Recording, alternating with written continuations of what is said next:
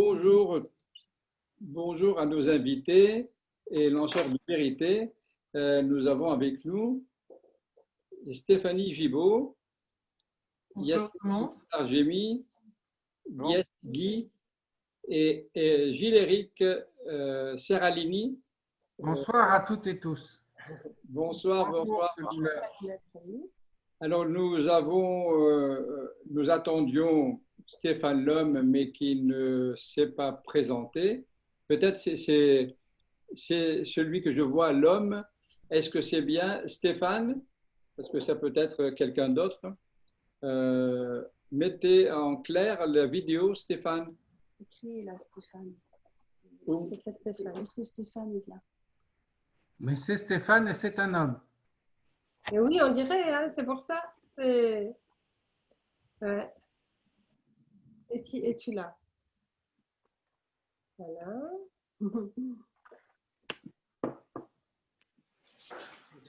n'avait pas de nouvelles, donc. Ok.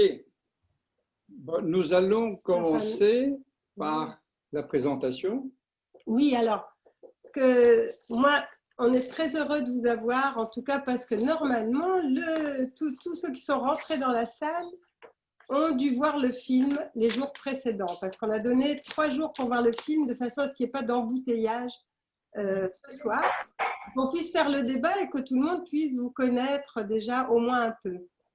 Donc, ce que je voulais dire, moi, c'est que vous êtes des lanceurs de vérité, vous avez mis votre conscience et le respect du vivant au-dessus de votre tranquillité, de votre bien-être. Et par les temps qui courent, avec les difficultés qu'on rencontre, ou en tout cas où tout le monde est un peu perdu, on ne sait plus qui croire, on n'a plus confiance dans le grand monde. Donc, on aimerait avoir justement l'avis de personnes qui, elles, à un moment donné, se sont levées pour que les choses puissent changer. Voilà, alors on va d'abord vous présenter un petit peu chacun, au cas où tous ceux qui ont vu le film ne retiennent pas forcément qui vous êtes, mais même si vous êtes connu. Alors, je vais commencer par notre ami Guy. Alors, Dies Guy, qui nous parle du Québec. Ouais. Et Dies Guy est ex-médecin, ex-mère de famille, et avec 4 enfants. Et Dies Guy a commencé son éveil suite à des vaccinations abusives après une fausse épidémie de méningite au Québec. Et là, tout est remis en cause dans sa vie. Et elle a écrit un livre qui a eu l'effet d'une bombe à propos. Le titre était Les mafias médicales. Donc, dans lequel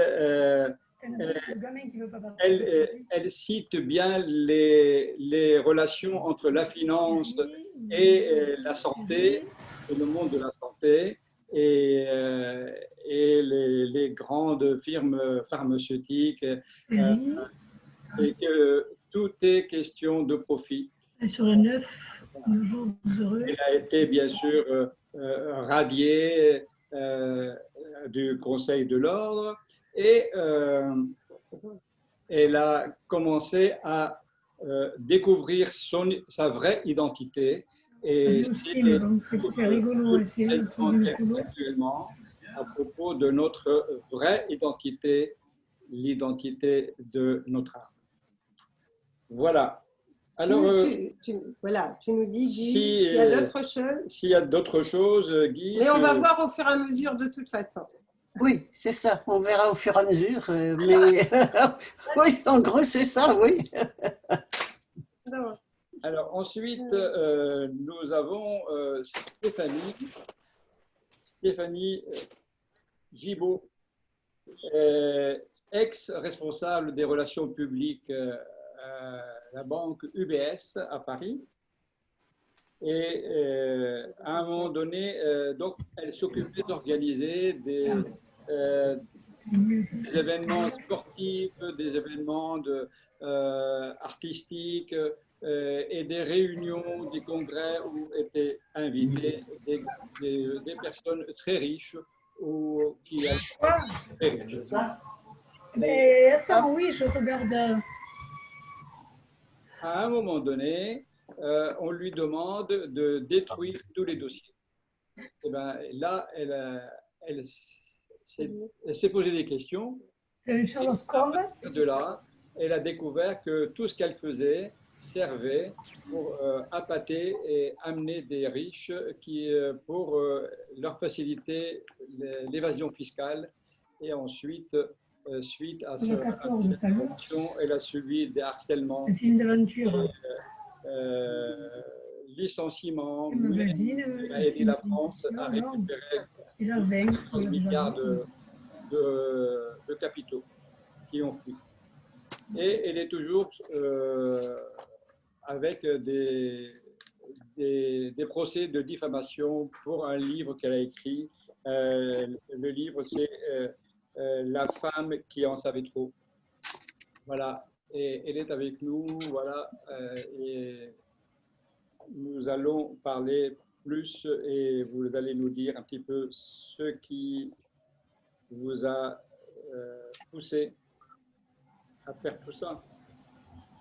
Ensuite, Yasmine Motarjemi, elle était grande responsable de cadre supérieur à l'OMS et elle a été sollicitée par Nestlé pour aider Nestlé dans les procédures et les contrôles sur toute la chaîne de production.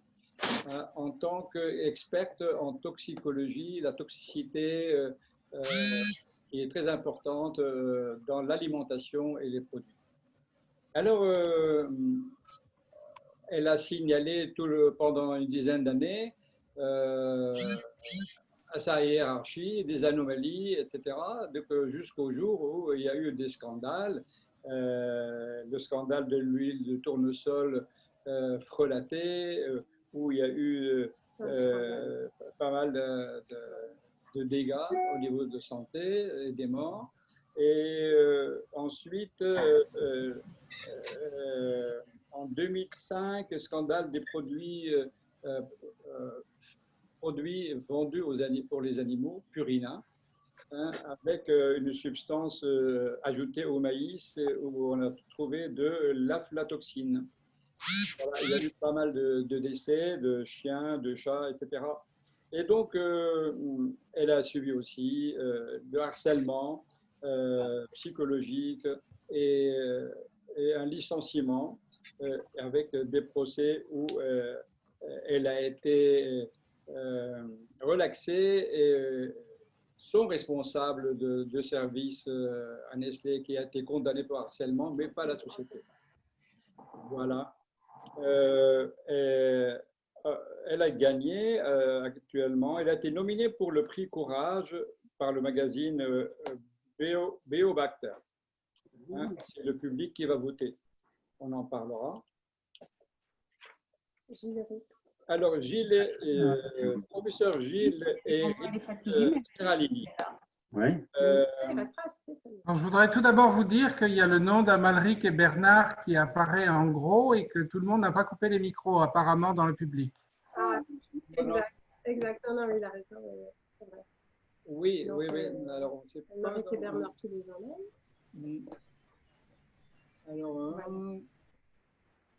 Alors, professeur Gilles-Éric Serralini continue ses recherches et son travail d'enseignement à la faculté de médecine de Caen.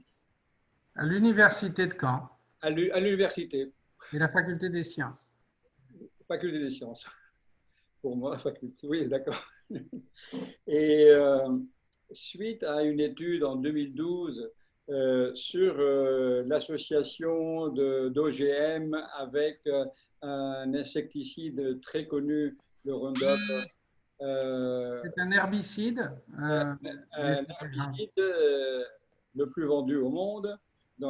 Et suite aussi à des recherches sur le sang au niveau du cordon ombilical des nouveau-nés, où il a trouvé une toxicité, 200 toxiques au niveau du sang, au niveau du cordon ombilical, dont les plus… Ce sont sur les gènes de fœtus, mais c'est pas bien. Voilà, au niveau du fœtus, exactement. Et le plus fort, c'était les plus forts, les 3-4 plus forts toxiques sont vendus par la société Monsanto.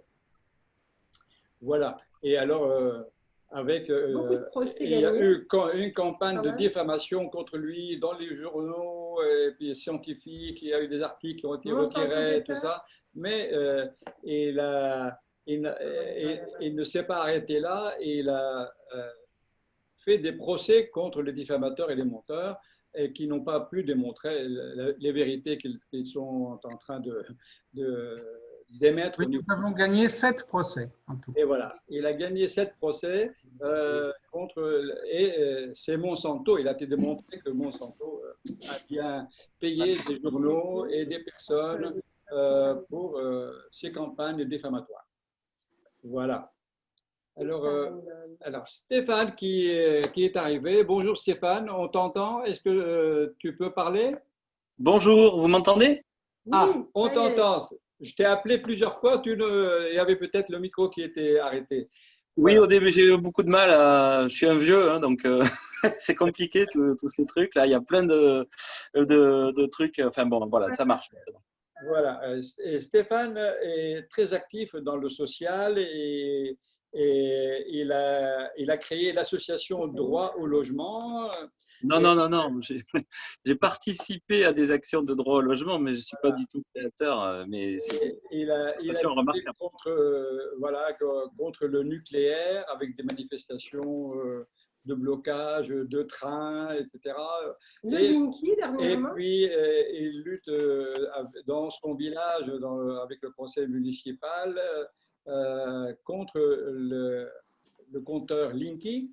Hein, et voilà. Très actif avec Robin Détois. Alors, Robin Détois. Oui, Robin Détois.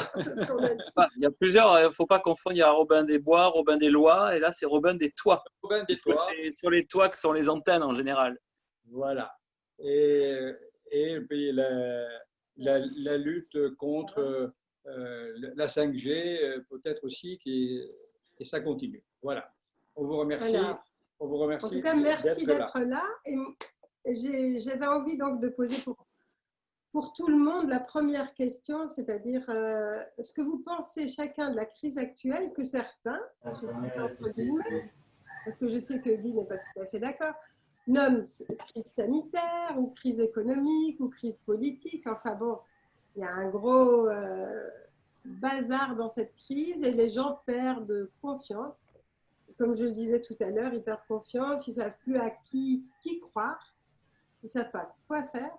Donc déjà, la première question, c'est déjà que pensez-vous, rapidement, disons, de la crise actuelle, avant de passer à que faire sur un plan pratique. Mais ça, on reposera ça après. Donc, je ne sais pas qui a envie de commencer. Je peux répondre en tant que professeur de biologie moléculaire, si vous voulez. Oui, allez. Oui. Alors, depuis plusieurs mois, c'est assez unique la manière dont les médias parlent et sans cesse des masques, du confinement, de la gravité de la Covid-19, qui est la maladie qui serait issue de ce nouveau virus. Alors, aujourd'hui, on a quelques dizaines de morts en France par mois et beaucoup d'autres maladies sont bien plus graves. Nous avons un problème de dysfonctionnement au niveau politique et au niveau économique qui surestime la gravité de cette maladie aujourd'hui.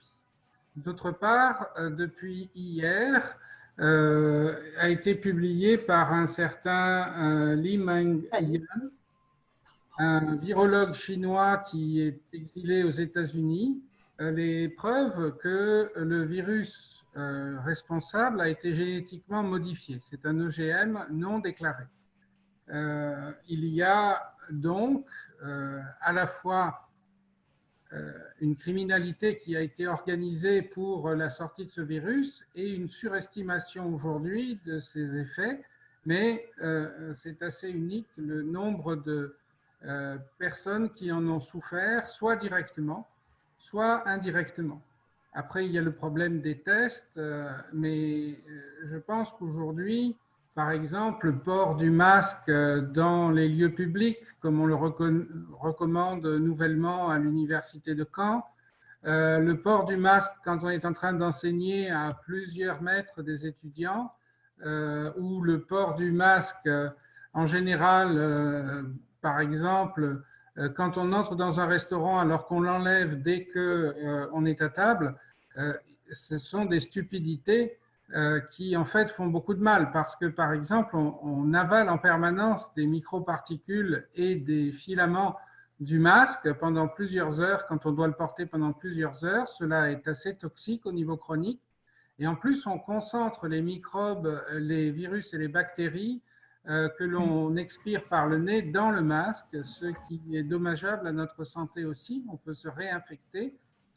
Le virus de la Covid apparemment passe à travers le masque, donc il n'y a pas vraiment de logique, si ce n'est, on voit bien la logique du contrôle des populations et des nouvelles mesures mises en place, mais pas encore de la maladie qui serait exceptionnelle.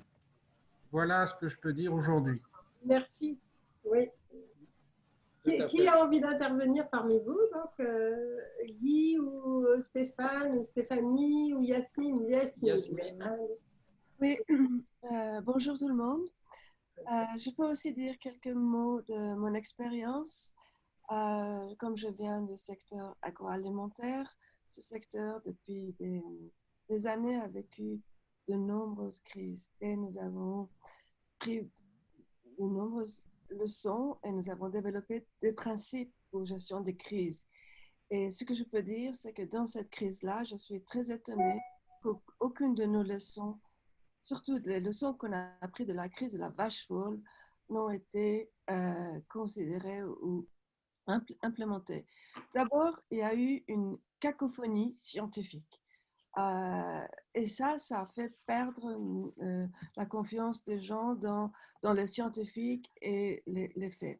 Deuxièmement, c'est que dans la gestion des risques ou des crises, il n'y a pas seulement les sciences qu'il faut considérer, mais il y a aussi d'autres facteurs comme les facteurs économiques, humains, la préférence des gens, leur culture, leurs droits, comme le droit à la liberté.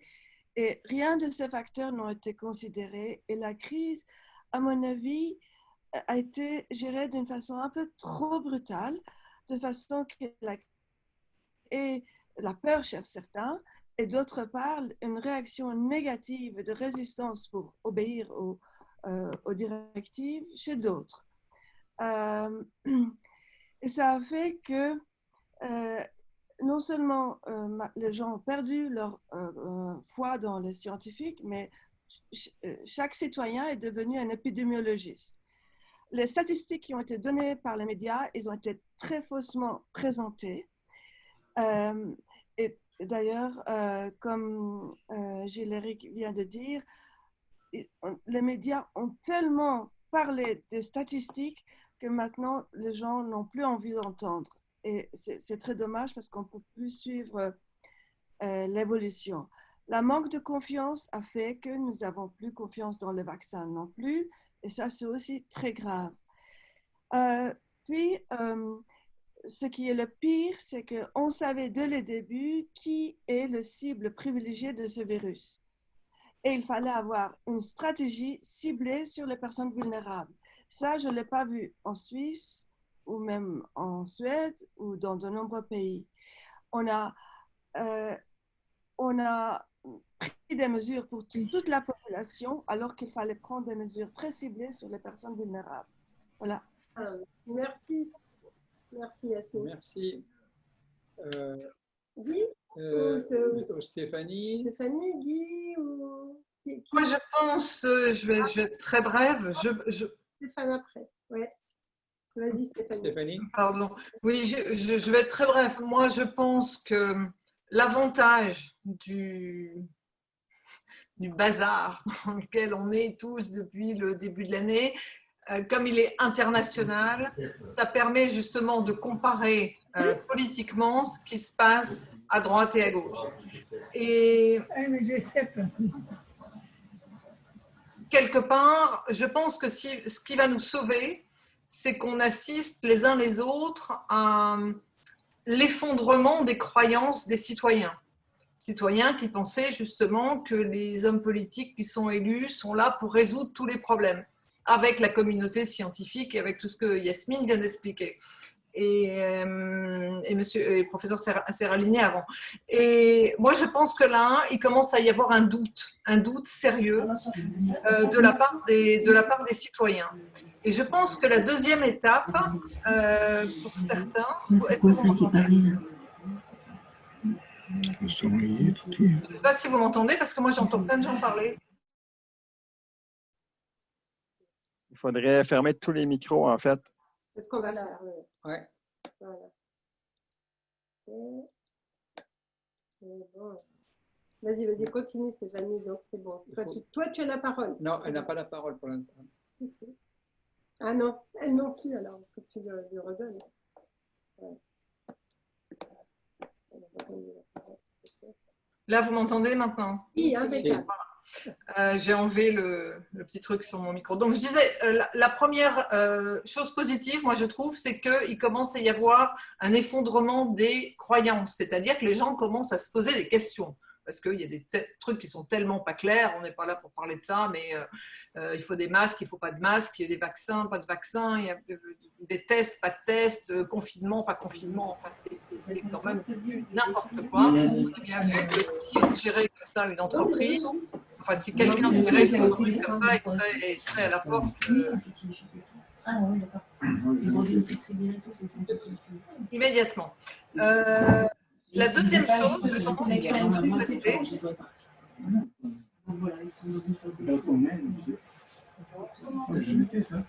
moi, j'entends plein de gens parler, alors je n'arrive plus à parler. Sauf elle, sauf Stéphanie. Stéphanie, c'est bon? Réactive son micro. Il faut réactiver ton micro, Stéphanie. Oui, donc je disais, la première étape, c'est cette histoire d'effondrement des croyances. Les gens qui commencent à se poser des questions et qui se disent, là, ça ne va plus, on le voit avec les écoles, etc., etc. Les enfants masqués qui commencent à suffoquer, à avoir des maux de tête, bien sûr. à pas être bien. Donc la deuxième étape, à mon avis, c'est que les gens vont se rendre compte que tout ça, c'est lié. C'est-à-dire que les dérives des laboratoires pharmaceutiques, moi j'ai beaucoup parlé là-dessus par rapport à l'évasion fiscale, par rapport à la finance offshore, par rapport aux multinationales et la responsabilité qu'ont toutes ces entreprises par rapport aux citoyens, par rapport aux consommateurs.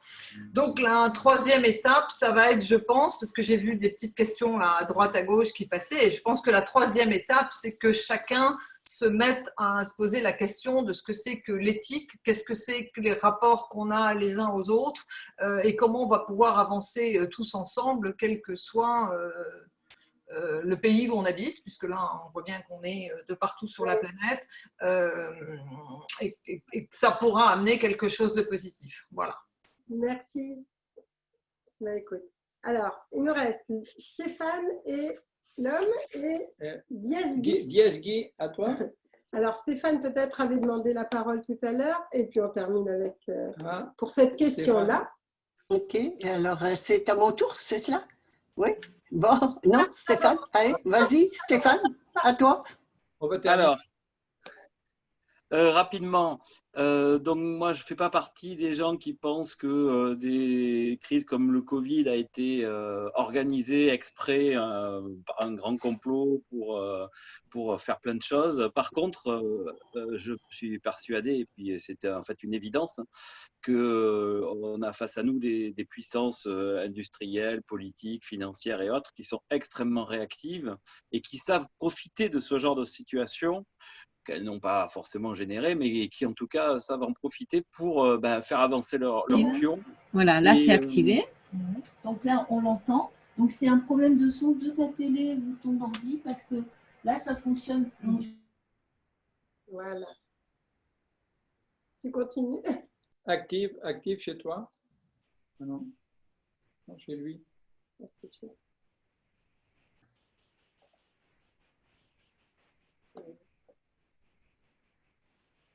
Ah là, Stéphane, on voit l'écran de ton clavier. Ah, voilà, parfait. Ah, on ne l'entend pas. Alors, par contre, on ne t'entend pas là, donc... Réactiver le Ah, ça y est, c'est bon. Non? Attends, non? Non, non, c'est Gilles. Non, non, c'est Gilles qui a parlé. Tu n'arrives Oui. pas à réactiver ton micro? Stéphane de réactiver son micro. Stéphane, Réactive ton micro. C'est en bas à gauche. Oui, Ça y est, voilà, c'est ça? Parfait. oui, parfait. C'est Voilà. Mettre Guillemin, parce qu'il n'arrive pas à rentrer. D'accord. Donc, je disais qu'on a face à nous des puissances industrielles, politiques, financières et autres qui savent absolument utiliser ce genre de situation pour faire avancer leurs pions. Et là, à l'occasion de cette crise du Covid, quoi qu'on pense de cette crise, elle est là, elle existe, enfin, au moins politiquement, socialement. Et des choses qui auraient été alors, mais totalement rejetées par l'ensemble de la population ont pu être mises en place. Une surveillance généralisée, des lois qui sont passées immédiatement de lois d'exception qui ont été transposées dans la loi ordinaire et donc qui vont rester, des méthodes de surveillance, de tout un tas de choses qui sont absolument terrifiantes. Et on ne sait jamais, évidemment, quand ce genre de choses sont mises en place, si on va pouvoir s'en débarrasser ensuite. Généralement, non. Et donc, moi, c'est peut-être l'aspect le plus terrifiant de cette fameuse crise du Covid que je trouve, c'est des branches de suite. Hein, les conséquences qu'on va subir maintenant par la suite. Et on entre malheureusement dans un monde probablement totalitaire, en particulier avec la dictature numérique qui est absolument implacable. Tout ce qu'on peut faire, dire, va être archivé dans des serveurs et réutilisable dans 5 ans, 8 ans, 10 ans, 12 ans. On vous dira à tel jour, à telle heure, vous étiez proche de monsieur Untel, les capteurs l'ont prouvé, etc. Non, c'est pas pareil sur le téléphone. Pas pour le téléphone. Tout à l'heure, j'avais le téléphone, j'avais les gens que j'entendais au téléphone. Je ne les entendais pas.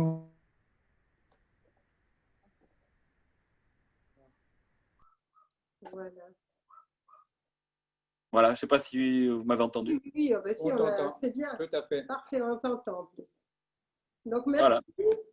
Alors, merci. Dièse Guis.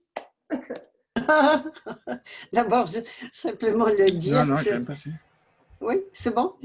Oui, c'est bon. Vas-y. Oui, c'est bon, le dièse qui est nouveau. Alors, simplement pour préciser que j'ai pris la décision de dire qui je suis. Alors, réellement, et non pas seulement un corps, Guy, mais une âme, un esprit incarné, une âme que j'appelle dièse, une conjugaison de Dieu et déesse. Voilà. Il y a des... Est-ce que c'est bon? Ah oui, je t'entends parfaitement bien. Hein. Ah oui, bon. On entend des petits bruits par derrière, mais on n'arrive pas à les... S'il vous plaît, les participants. Mais s'il vous plaît, les participants, ne parlez pas. Désactivez vos micros. Ça s'entend entre vous. Voilà. C'est bon? Bien. Eh bien, moi, je crois... C'est hallucinant. Voilà. Vas-y. C'est bon? Vous m'entendez? Oui, on t'entend. Oui, bien. Bien, alors, tous ces commentaires qu'on entend sont très pertinents, mais pour moi, c'est un cadeau, si on veut parler de crise, pour moi, c'est une crise évolutive qui est bien au-delà de simplement un virus inventé de toutes pièces, c'est tout faux, mais de A à Z, c'est extraordinaire. On a réussi à créer un terrorisme viral à partir de rien. C'est un concept Ça n'a jamais été vu, trouvé, ça n'est pas contagieux. Enfin, et je ne veux pas rentrer là-dedans, tout ça, c'est très bien expliqué. Mais je veux surtout, pour moi, mettre l'emphase sur le cadeau évolutif que nous créons. Hein. Ce ne sont pas les méchants politiciens qui font cela, ce sont des maîtres d'œuvre, mais nous sommes les créatrices et les créateurs de ce que nous vivons. Et c'est toujours un cadeau qu'on se fait. Même si ça n'est pas évident sur le plan matériel, effectivement, c'est extrêmement pénible, pour l'appeler par son nom, mais sur le plan évolutif, ça nous déstabilise, ça nous déstabilise. Et comme tu mentionnais tout à l'heure, je ne me souviens plus qui, mais ça enlève nos croyances. On perd nos croyances dans les autorités, notamment gouvernementales, mais scientifiques et journalistiques et tout ça. Ben, il est temps. Il est temps de tout temps. Et ça, c'est important, de tout temps. Toutes les autorités, dans tous les domaines, nous ont toujours trompés. La question, il faut pas prendre ça pour une crise en soi. C'est une intensification d'une crise chronique qui date de milliers d'années. C'est pas nouveau qu'une petite clique domine et exploite la majorité de la population. Ça a toujours été. Moi, je me suis plutôt penchée sur la racine du problème qui a toujours été et qui ne fait que s'intensifier. Et qu'est-ce qui fait que cela est possible, que ça a toujours été possible? Bien, c'est parce que la majorité a oublié qui elle est. Nous avons oublié que nous sommes des individus souverains, pas un pays souverain avec un gouvernement souverain et une constitution souveraine, c'est tout faux. La seule souveraineté, elle est individuelle et cela ne veut pas dire non plus de faire n'importe quoi comme je veux, quand je veux. Non, c'est la souveraineté individuelle de l'âme, c'est-à-dire de l'esprit, l'être suprême qu'on nous a toujours dit qui était en dehors de nous ou qui n'existait pas.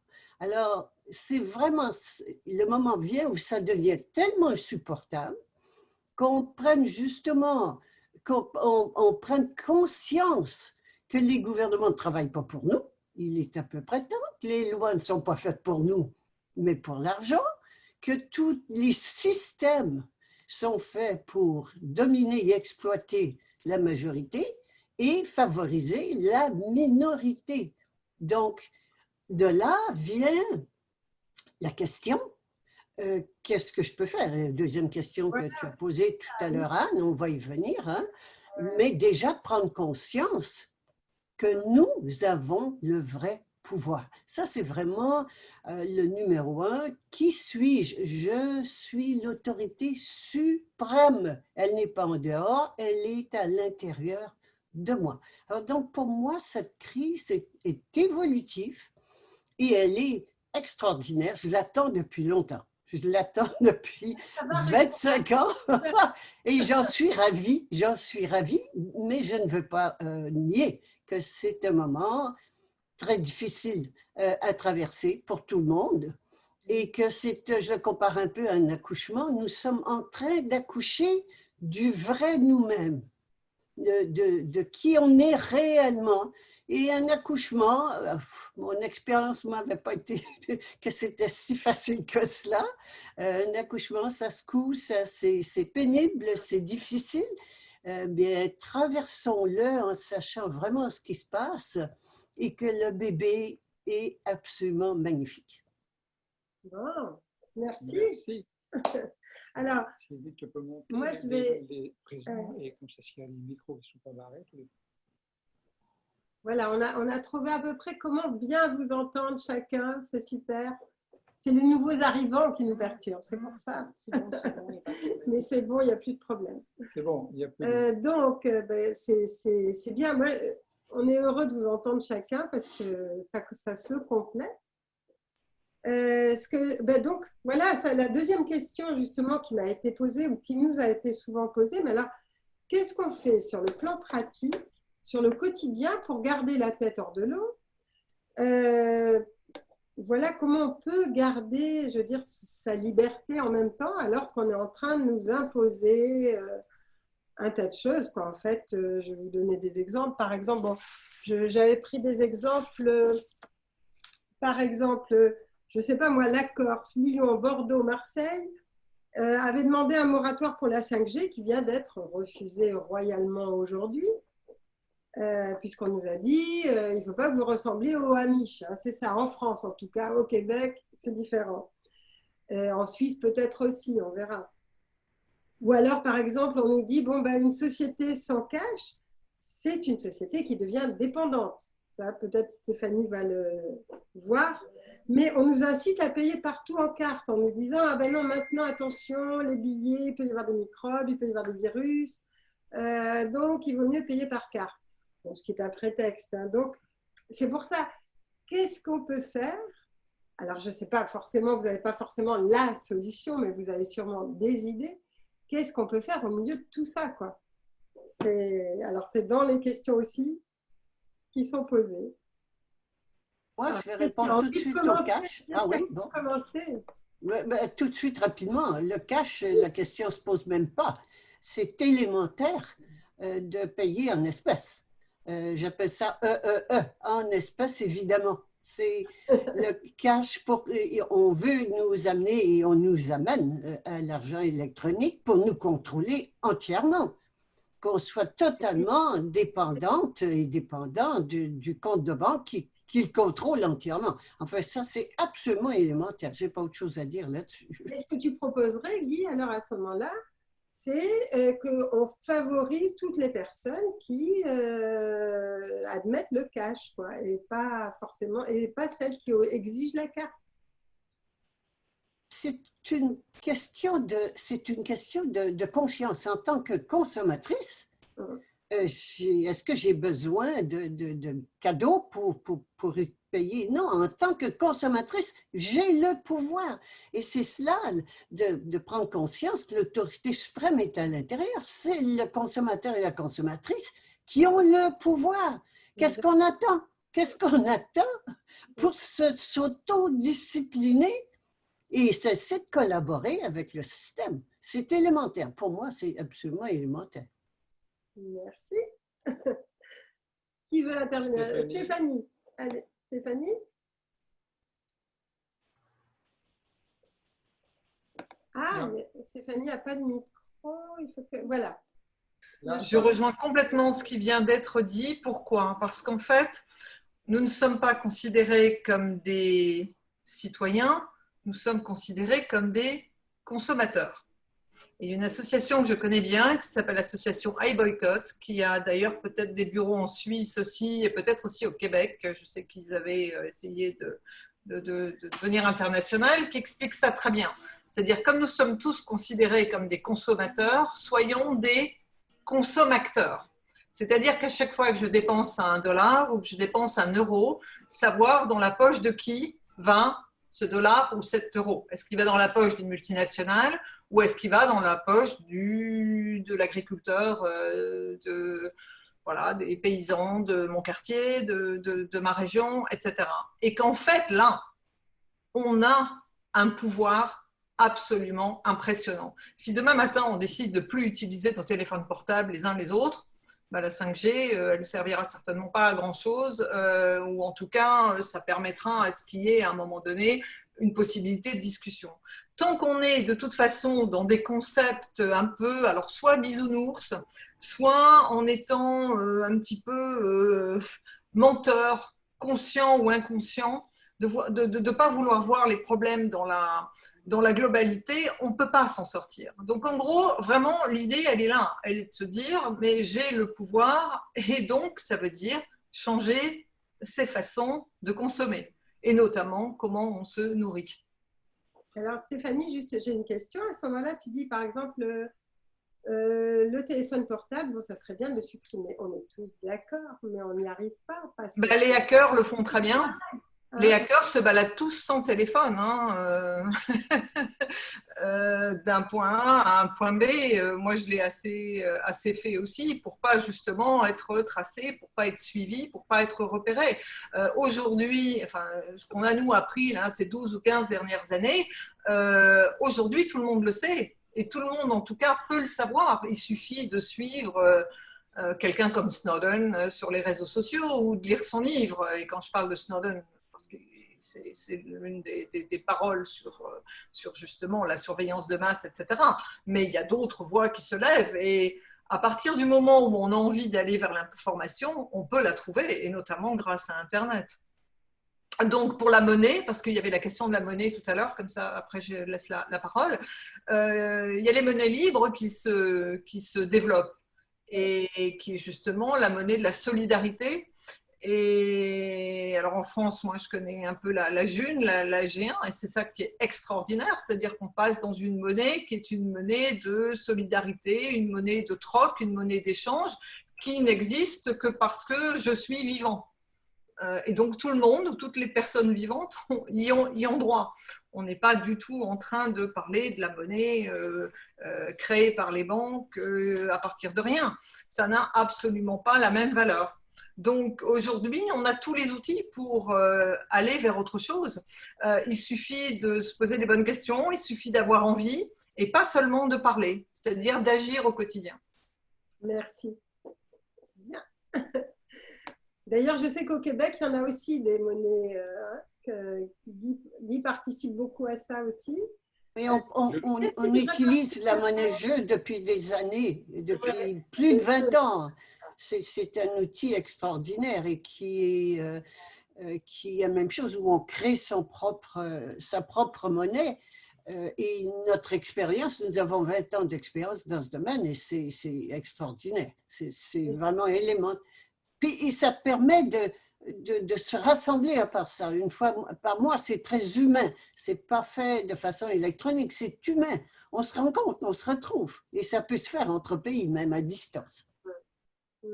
Merci. Alors, est-ce que le professeur Serradini ou Yasmine ou Stéphane Lhomme, vous voulez intervenir là-dessus? Si vous voulez, je peux... Vous avez quelque chose de... Ouais. Qu'est-ce qu'on peut faire? Je peux dire deux mots. Qu'est-ce qu'on peut faire pour les pesticides? Qu'est-ce qu'on peut faire pour... Ok, on va manger bio, admettons, ça c'est évident, mais après... Oui, absolument, cultiver son propre jardin, souvent en permaculture. On vit d'ailleurs beaucoup plus heureux ainsi. Et on a de quoi nourrir 12 milliards d'humains sur Terre en mangeant, en évitant de manger de la viande de grande concentration. Car les bœufs, les poulets, les cochons sont nourris essentiellement par les OGM et l'agriculture industrielle dans des camps de concentration pour l'agriculture intensive. Et là, je remarque une grande victoire de la société et des citoyens, c'est que en 1995, les multinationales nous disaient que tout le monde mangerait des OGM dans les années 2000. Nous sommes en 2020 et en fait, les OGM ont été confinés à la nourriture de l'agriculture intensive dont je viens de parler. Et en fait, ça a été un vaste échec pour les vendeurs d'OGM qui sont essentiellement des plantes contenant des pesticides. Ils considèrent qu'ils ne les vendent pas aux consommateurs parce qu'il y a eu un mouvement citoyen pour demander la transparence. Alors, un des grands outils pour la victoire des citoyens, c'est de demander toujours la transparence sur l'ensemble des raisons. Par exemple, pour reprendre l'exemple de la Covid de tout à l'heure, la maladie soi-disant très grave qui est dans le monde, eh bien, il n'y a pas eu d'enquête sur réellement l'origine de ce virus qui montrerait son artificialisation. Et ça, c'est très grave. Il y a eu aussi, sur les pesticides, une grande victoire récemment au niveau de la Cour de justice de l'Union européenne en octobre 2019, qui a fait valoir que les pesticides contenaient, suite à nos travaux, des poisons cachés que nous avons identifiés comme des résidus de pétrole brûlé et de l'arsenic, des métaux lourds en général, et que ceci était mélangé par exemple au glyphosate, et que le Roundup, principal pesticide du monde, n'a rien à voir avec le glyphosate, ni en nature, puisqu'il ne contient que 40% de glyphosate, ni en toxicité, puisque le Roundup est 1000 fois plus toxique que le glyphosate. Quand la Cour de justice de l'Union européenne admet que ce sont les gouvernements qui sont responsables et que tous ces produits doivent être évalués à long terme, c'est déjà une victoire. Les États ne suivent pas, n'écoutent pas. Il y a un temps de latence entre la transparence et la réalisation par l'ensemble du public de la gravité et de la transformation nécessaire, mais je pense qu'il est inévitable à chaque victoire, par exemple l'étiquetage des OGM en Europe qu'il a amené dans beaucoup de pays du monde, au moins aux frontières, pas encore complètement au Québec, par exemple, que j'aime beaucoup, c'est quelque chose d'incommensurable, c'est-à-dire qu'on ne pourra plus l'arrêter. Et aujourd'hui, on ne pourra plus revenir, sauf pouvoir dictatorial admis, à cette situation. Moi, je suis surpris que je pensais qu'il y aurait de la révolte plus rapide sur le non-port du masque ou sur le confinement. Et en fait, on voit que quelques décisions d'amende font très peur et que la population est quand même énormément dans le suivisme. Donc, je pense que cet accouchement peut durer encore un petit peu, pour reprendre les paroles de C'est connu tellement jeune. Bien. Attends, il y a une question. Bon, tout le monde a Alors, les répondu. questions, après, on va passer aux questions des personnes qui sont en train de poser des questions. Tous ont parlé, qu'est-ce qu'on peut Ouais. faire? Non, il y a encore Stéphane, par exemple, pour la 5G, et puis Yasmine. Qu'est-ce qu'on peut faire? Je dois répondre? Oui, Stéphane, qu'est-ce qu'on peut faire? Par exemple, bon, il y en a qui ne veulent pas de 5G, ils ne vont pas commencer à les abattre, comme on a vu comment ça s'est passé à Hong Kong, par exemple. Ils ont commencé à abattre, et puis maintenant, on n'entend plus parler de personne. Abattre les antennes. À abattre les antennes, oui, pas les gens, mais les antennes. Et 5G, et puis voilà, il y a eu une répression et on n'entend plus parler d'eux. Donc, je ne sais pas. Est-ce que Il y a eu les faucheurs volontaires d'OGM et les pisseurs involontaires de glyphosate qui ont beaucoup fait évoluer la situation en France. Oui, exact. Ouais. Bah, moi, je n'ai pas beaucoup de solutions. Je pense quand on est conscient des ravages de ces technologies dans nos vies, parce que je ne parle pas seulement de la question du danger sanitaire avec les ondes, je parle du fait que de nous mettre de force dans une société où tout est numérisé, où tout doit être connecté, on doit avoir tout le temps des écrans, des chiffres numériques, etc. C'est d'une violence absolument terrifiante. C'est la dictature numérique, elle est absolument totalitaire et totale. Donc, et à partir de là, on n'a qu'une seule solution, c'est de se battre contre ça. Donc, essayer de pas se faire mettre des compteurs communicants, essayer éventuellement d'empêcher l'installation d'antennes. Pourquoi pas les détruire si elles sont installées. J'espère que la police n'est pas connectée chez nous.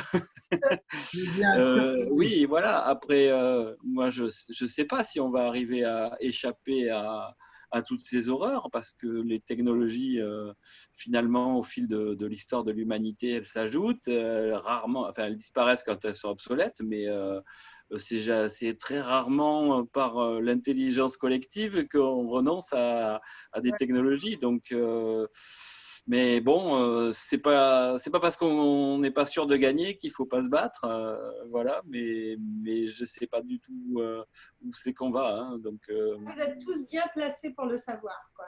C'est pas parce qu'on n'est pas sûr de gagner qu'il faut pas se battre. Ça, c'est vrai. Yasmine, voilà. Tu aurais quelque chose à dire par rapport à ça? Si, merci Stéphane. Pas par rapport à 5G. Non, pas pour la 5G, mais tu vois, en général. Qu'est-ce qu'on peut faire au niveau pratique, quoi, tu vois, dans le quotidien? Oui, alors d'abord, je voudrais soutenir ce que Guy Si tu peux parler un peu plus fort, s'il te plaît. dit. Je soutiens ce qui a été dit déjà par Guy et Stéphanie dans le sens que le changement commence par soi-même. Chacun doit faire un effort, mais mon expérience est que cela ne suffit pas. Quand on parle de boycott, il y a juste un petit nombre qui vont boycotter et ça n'a aucun impact sur les multinationales, sur les grandes entreprises. Ça, je l'ai vu avec Nestlé. Il y a beaucoup de gens qui boycottent, mais ça n'a aucun impact sur... Tu crois que ça n'a pas d'impact sur, par exemple, si on boycotte Nestlé et les sous-produits Nestlé, par exemple? Non, je n'ai pas vu d'impact. J'ai été chez Nestlé, je n'ai pas vu d'impact. Leur bénéfice ne fait qu'augmenter. Même vraiment des boycotts. J'ai vu des cas différents. Pardon? J'ai vu des cas différents. Par exemple, Carrefour a arrêté les OGM très vite parce que des gens, et la grande distribution a arrêté les OGM parce qu'une petite minorité boycottait et ça suffisait pour attirer l'attention de l'ensemble des gens. Et puis, 5% de vente en moins sur un produit, ils se posent des questions souvent. Oui, sauf que les OGM, ce n'est pas une marque, c'est beaucoup plus général. Ça part partout, dans tous les aliments, tous les produits. Mais quand il s'agit des marques, je vous assure que même quand mon fils va dans le magasin, il achète du Nestlé. Parce qu'il me dit, mais il n'y a pas de choix. Il y a juste Nestlé et Nestlé. C'est pas vrai, mais bon. Oui, plus ou moins. Plus ou moins. Je vous dis... Tu vas aller dans des Biocoop ou ailleurs. Mais ce que je vous dis, je suis pour le boycott, évidemment, des entreprises qui se comportent mal. Je suis pour ça, mais je dis, ça ne suffit pas. Ce n'est pas la seule chose. Pour moi, ce qui est très important, c'est responsabiliser les organisations. Parce que chaque individu tout seul, c'est bien, mais la force vient quand on... Et nous avons besoin des organisations qui tiennent la force devant les grandes entreprises. Et là, les organisations de consommateurs. Mais moi, ce que j'ai vu, que les organisations de consommateurs ne jouent pas toujours leur rôle de la même façon que j'ai pas vu l'Amnesty jouer son rôle dans les droits humains en Europe. Ici, en Suisse, l'Amnesty suisse parle souvent de droits de l'homme au Pakistan ou en Iran, mais jamais de violation des droits de l'homme ici en Suisse. Vous pouvez aller voir leur site. Ils ne soutiennent jamais le lanceur d'alerte ici en Suisse. Les médias, c'est pareil. Les médias, le problème, c'est là, parce que les lanceurs d'alerte, qu'ils viennent avec leurs informations, les informations réelles et pertinentes, ils sont à l'intérieur. Remets ton micro, Yasmine. Attends, remets ton micro. Remets ton micro. Il y a aucune ONG le soutien. Stéphanie le sait. Elle a vu beaucoup de lanceurs d'alerte. Ils ont vu que les ONG ne les ont pas soutenus. Même Transparency International, qui est supposé soutenir la Transparency, n'a pas soutenu Julian Assange. Vous voyez, nous avons besoin des organisations pour nous organiser, mais les organisations ne jouent pas leur rôle. Les médias. Il arrive qu'elles soient infiltrées. Les médias. Alors, quand il s'agit de critiquer M. Sarkozy ou Macron ou Trump, alors oui, les médias en parlent. Mais quand il s'agit de critiquer les chefs d'entreprise qui sont la source du mal, qui sont eux qui sont en train de nous imposer cette style de vie avec des cartes de crédit ou 5G, tout ça, ça vient de qui? Ça vient de ces entreprises.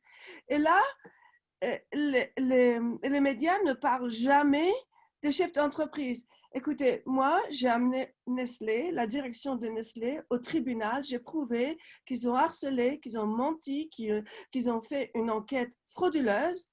Il n'y a pas un journal en France, Le Monde ou autre journal, qui a écrit. Et je ne parle pas d'un petit employé, je parle du PDG de Nestlé. Et la le directeur de gouvernance de l'entreprise qui a triché comme Volkswagen, qui ont fait des erreurs dans la sécurité comme Boeing, et les journaux n'ont pas écrit.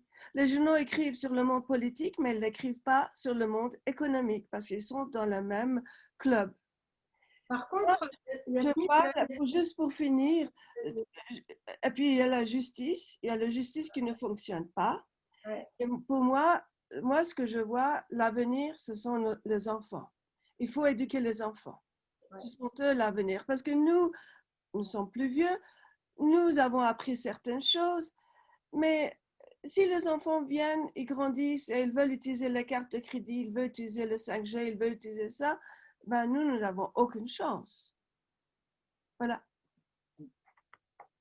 Alors, c'est intéressant. Ce qu'il y a, c'est qu'il y a quelques mois, je me souviens que Stéphane Lhomme avait gagné un procès contre Que Choisir.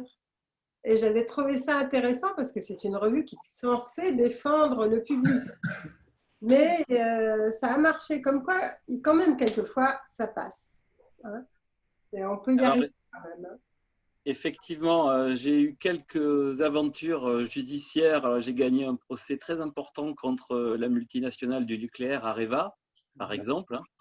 Mais effectivement, tout récemment, j'ai été confronté à l'UFC Que Choisir, qui pourtant, au départ du moins, est une association qui est là pour défendre les gens, hein, qui, je pense, malheureusement, au fil du temps, est devenue elle-même une entreprise qui brasse beaucoup d'argent et qui a perdu, je parle vraiment de la direction de cette association, hein, qui a perdu le sens de ses valeurs premières et qui finalement se retrouve du côté des méchants, on va dire, hein, puisque par exemple sur la question du compteur Linky, ils n'ont cessé de dire et d'écrire qu'on n'avait absolument pas le droit de les refuser, ni la commune, ni l'habitant, etc. Ce qui est complètement faux, puisque ça se passe tous les jours, et puis vous avez le droit de garder votre compteur ordinaire, il est parfaitement légal. Et donc, je les ai critiqués et ils m'ont lancé 4 procès. Donc, un de formule rapide, on va dire, c'est une citation directe, et 3 mises en examen. J'ai eu droit donc à 3 procès, 3 plaintes avec constitution de partie civile qui m'ont, pour le même article en plus, hein, pour un article que j'avais écrit sur eux.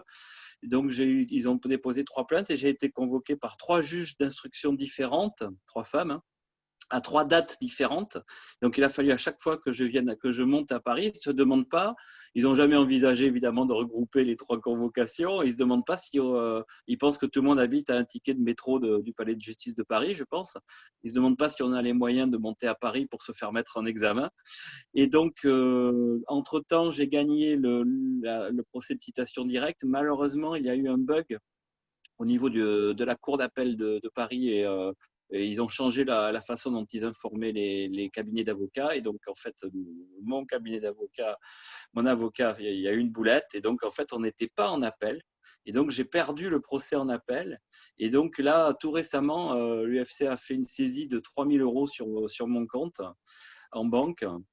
Et entre-temps, j'ai gagné le triple procès, donc des 3 mises en examen, en première instance. Et je viens d'apprendre que, évidemment, UFC Que Choisir fait appel parce que, bon, de toute façon, eux, ils ont de l'argent, énormément d'argent, ils ont des avocats, des juristes, etc. Et donc, en fait, leur objectif, c'est probablement pas de gagner les procès, même si là, ils en ont gagné un par chance, puisqu'on n'était pas là. Mais c'est surtout de me coûter de l'argent, surtout, et de me faire taire par les coûts financiers. Voilà. Mais j'ai eu beaucoup de chance d'être énormément suivi par des gens qui me connaissent depuis quand j'étais à sortir du nucléaire et qui me soutiennent, qui envoient des chèques aussi pour mon association, pour me payer mon salaire, etc. Et donc, ça va, je suis pas… Heureusement que j'ai ces gens-là qui me soutiennent. Autrement, je vais vous dire, la justice, c'est pas pour les pauvres. Il faut être très riche pour être attaqué en justice, ou du moins avoir des soutiens, parce que si je n'avais pas ces soutiens-là, je serais obligé de me taire. parce qu'effectivement, les pénalités, le coût de tout ça, il faut payer son avocat, il faut payer les déplacements, il faut payer ci, il faut payer ça, puis des fois, on peut être condamné. Et donc, évidemment, voilà, il faut avoir ça prouve que le fait d'être en collectif, en lien avec les gens, c'est extrêmement important. Bien, merci. Merci. Alors là, il y a quelques questions là déjà qui commencent. Alors, il y a une question pour Monsieur Serralini, de la part de Chantal. Pouvez-vous nous dire quelque chose sur les chemtrails? Il y a plein de rumeurs et une théorie du complot aux réalités, puis une autre qui ressemble. Comment parler de bio alors que les chemtrails, c'est les traînées chimiques dans le ciel, appauvrissent nos sols? Alors, je ne suis pas spécialiste des chemtrails et je n'ai pas travaillé sur ce dossier. Il est préoccupant, certes, mais je n'ai pas travaillé sur cela. Donc, par contre, nous avons fait une étude sur le bio et notamment sur le produit le plus traité par les pesticides en France et dans le monde, qui est la vigne. Et donc, nous avons pris 120 bio, 100 bouteilles et 120 non bio qui ont poussé au même endroit, qui sont leurs voisins et qui ont été traités par des pesticides et qui sont la même année et donc sous le même climat et les mêmes variétés de raisins. Et donc nous sommes rendus compte dans une étude extrêmement pragmatique qui a été publiée, et nous avons écrit un livre à ce sujet, que premièrement, en fait, il n'y avait que dans 2% des cas des traces de pesticides dans les vins bio, mais des traces, c'est-à-dire aux alentours de 0,1 microgramme par litre, les doses autorisées dans l'eau du robinet, et que c'était le contraire, dans 97% des cas, il y avait 3000 fois la dose de pesticides par rapport à ce qui est autorisé dans l'eau du robinet dans l'ensemble des vins non bio. Il y avait des cas 11 000 fois dans certains cas. On va couper à 2 minutes. Voilà, c'est bon. Voilà. Il y a beaucoup de sifflements. Donc, on a trouvé une vraie différence qui permet de dire que le bio est du bio dans le cas du vin. Et aujourd'hui, en tout cas, on a fait la plus grosse étude qui ait jamais été faite dans ce cas-là, qui dépasse de loin de ce que peut faire Que Choisir ou 60 millions de consommateurs avec quelques bouteilles. Donc, d'autre part, on s'est rendu compte que quand on apprenait aux gens à goûter les pesticides à ce niveau, eh bien, il y a une vraie reconnaissance. Autrement dit, sur 195 tests, 71 participants et 71 participants, il y a eu une détection à plus de 80% des pesticides quand on leur apprend à les détecter, d'abord à l'aveugle, puis ensuite on a publié un dictionnaire du goût des pesticides. Mais je voulais dire que sur la transparence, on a quand même gagné une belle victoire. Par exemple, récemment, en 2018, ont été mis à jour ce qu'on appelle les Monsanto Papers, c'est-à-dire 2 500 000 pages internes à la société Monsanto, juste avant qu'elle ne soit rachetée par Bayer. Eh bien, l'analyse de ces 2 500 000 pages, c'est notre prochain livre avec Jérôme Douzelet, fait que j'y ai été cité 56 000 fois et qu'on a tout le processus par lequel une grande multinationale peut essayer de discréditer la recherche en finalement contaminant et en le faisant délibérément, non seulement les académies des sciences, les revues scientifiques, mais aussi les agences réglementaires, les médias et les politiques. Et donc, on a mis à jour leur stratégie. Et d'ailleurs, cette mauvaise foi et cette malignité dans la stratégie a été condamnée par 3 fois par la justice américaine. Donc, j'ai une certaine confiance dans la justice, même si elle a des lourdeurs et des imprécisions. et la justice française aussi d'ailleurs. Pourquoi? Eh bien parce que, vous savez, Monsanto a perdu 200 millions, puis 2 milliards. Bien sûr, la société fait appel, mais Bayer a été obligé de négocier 10 milliards avec 100 000 plaignants récemment. Et il y a encore 35 000 plaignants au moins de par le monde, et il y en a même au Canada maintenant. Donc, on a pu faire plier des géants, c'est déjà arrivé. Donc, ils ont été condamnés pour malveillance et mauvaise foi parce qu'ils savaient qu'ils avaient caché des poisons à l'intérieur du Roundup et qu'ils connaissaient la nature extrêmement toxique de ces poisons. Aujourd'hui, c'est un grand secret qui est révélé et qui permettrait d'interdire l'ensemble des pesticides. Donc, parce que la pratique est similaire, c'est ce que nous avons mis en évidence par nos travaux. Donc, il y a eu et il y aura encore de grandes victoires par la lumière qui est apportée sur les pratiques malhonnêtes des multinationales.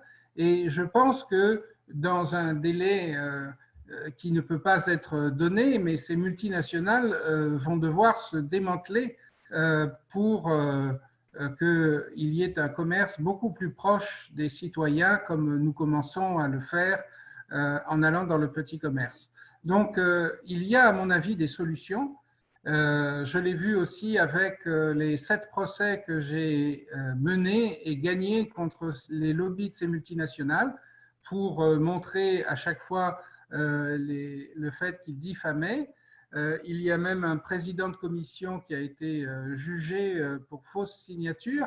Donc, aujourd'hui, nous pouvons faire la lumière sur toutes ces pratiques et c'est en ce sens que je continue à travailler en tant qu'enseignant et enseignant à des jeunes qui deviennent eux-mêmes des enseignants. Donc, je crois beaucoup dans les valeurs de l'éducation et c'est aussi tout cela que nous mettons en lumière dans notre prochain ouvrage. Voilà, on va parler de vos ouvrages parce que vous êtes plusieurs à avoir fait de beaux ouvrages. Donc, ça va être bien. Mais il y a des questions pour… il y a des questions pour Guy diverses. Et puis, une question pour tout le monde. Enfin, plusieurs questions pour tout le monde. Pour Guy. Pour Guy, il y en a 3 questions pour Guy. Peux-tu développer le sujet de l'autorité intérieure? Guy, peux-tu nous parler de se nourrir de l'intérieur et pas d'un prana vicié? Et puis, que pensez-vous des vaccins contre la grippe et le pneumocoque pour les personnes âgées en EHPAD? Donc, je ne sais pas. Voilà. EHPAD en France, c'est le lieu où… Les maisons de retraite, quoi. Oui, je sais ce que c'est. Oui, je sais. Est-ce que c'est la même chose au Canada, EHPAD? Ou ça s'appelle un nom long, compliqué, mais ça n'a pas d'importance. Je sais ce que c'est que les EHPAD. On en a ici aussi. Déjà, je voulais tout à l'heure, le poil m'est monté un peu sur les bras. Je n'ai pas le même enthousiasme vis-à-vis la justice que Stéphane. La justice est contrôlée par l'État. Les juges font partie de sociétés secrètes. Ils doivent obéissance aveugle aux sociétés secrètes. L'État nomme les juges pour services rendus et les paie grassement. Donc, ils sont tous corrompus. Alors, je peux gagner un procès ici et en perdre là, mais la justice n'existe pas. C'est l'injustice systématisée. Et ça a toujours été, c'est comme ça que les riches peuvent continuer à dominer et exploiter la majorité. Une minorité peut continuer. Un petit, comme on parlait tout à l'heure, de concret. Une chose qu'on peut faire. Et parce que je ne me souviens plus lequel tout à l'heure qui disait que ça coûte extrêmement cher d'aller en cours. Oui, ça coûte cher d'aller en cours, mais il faut le faire sans avocat. Aller donc en cours sans avocat. D'abord, c'est beaucoup plus sympa. La décision est déjà prise d'avance. Il faut arrêter de se faire des idées. Et si vous pensez que vous gagnez, ils vont aller en appel. Et là, ça recommence. Comme tu viens de l'expliquer tout à l'heure, je ne me souviens plus lequel. Et donc, il ne faut pas croire en la justice, que la justice va nous rendre justice. Vraiment, il est temps de prendre conscience de ce que c'est que cet outil qui est au service des riches de ce monde et non pas du peuple. Ça, je voulais faire une petite parenthèse à ce sujet-là et ne pas oublier d'y aller sans avocat. C'est pas mal plus sympa, ça ne nous ruine pas et c'est pas mal plus sympa. Alors, puis par expérience, je l'ai fait quelques reprises et je suis à l'aise de le recommander. L'autre chose, la première, c'était qu'est-ce que l'autorité intérieure, si j'ai bien compris? L'autorité intérieure, c'est une question où, à ma perception, je parle vraiment de ma perception moi, c'est que nous sommes dans une révolution de conscience. Et les choses ne vont pas aller en s'améliorant. C'est la fin d'un monde de pourriture dans lequel nous sommes. Quand on est obligé de se battre contre des gens pour que notre nourriture soit, qu'on ait le droit d'étiqueter, par exemple, des OGM, d'écrire OGM sur un paquet et que l'État dit non, écoutez, on est où? On est où? On est dans une pourriture complète. C'est la fin d'un système de pourriture. Quelle est cette pourriture? En quoi elle consiste, la pourriture? Elle consiste, et nous sommes toutes et tous dans cela, elle consiste à mettre l'intérêt, c'est-à-dire à mettre notre avoir avant notre être, donner priorité à notre avoir sur notre être. Et c'est cela la corruption. Nous sommes toutes et tous corrompus. Et c'est pas bien et pas mal. Il n'y a pas de bien, il n'y a pas de mal. Mais il y a des maux. Et c'est ça la corruption. Et ce que nous voyons de corruption qui est énorme chez nos dirigeants, ça n'est que le miroir de notre propre corruption individuelle, où nous donnons priorité à notre avoir sur notre être. Et donc, par exemple, tous les gens qui portent le masque et qui disent « Ah, je n'ai pas le choix ». Oui, on a le choix. Quel mensonge je me raconte. J'ai le choix, j'ai peur des conséquences. Et voilà donc, l'ego qui a peur.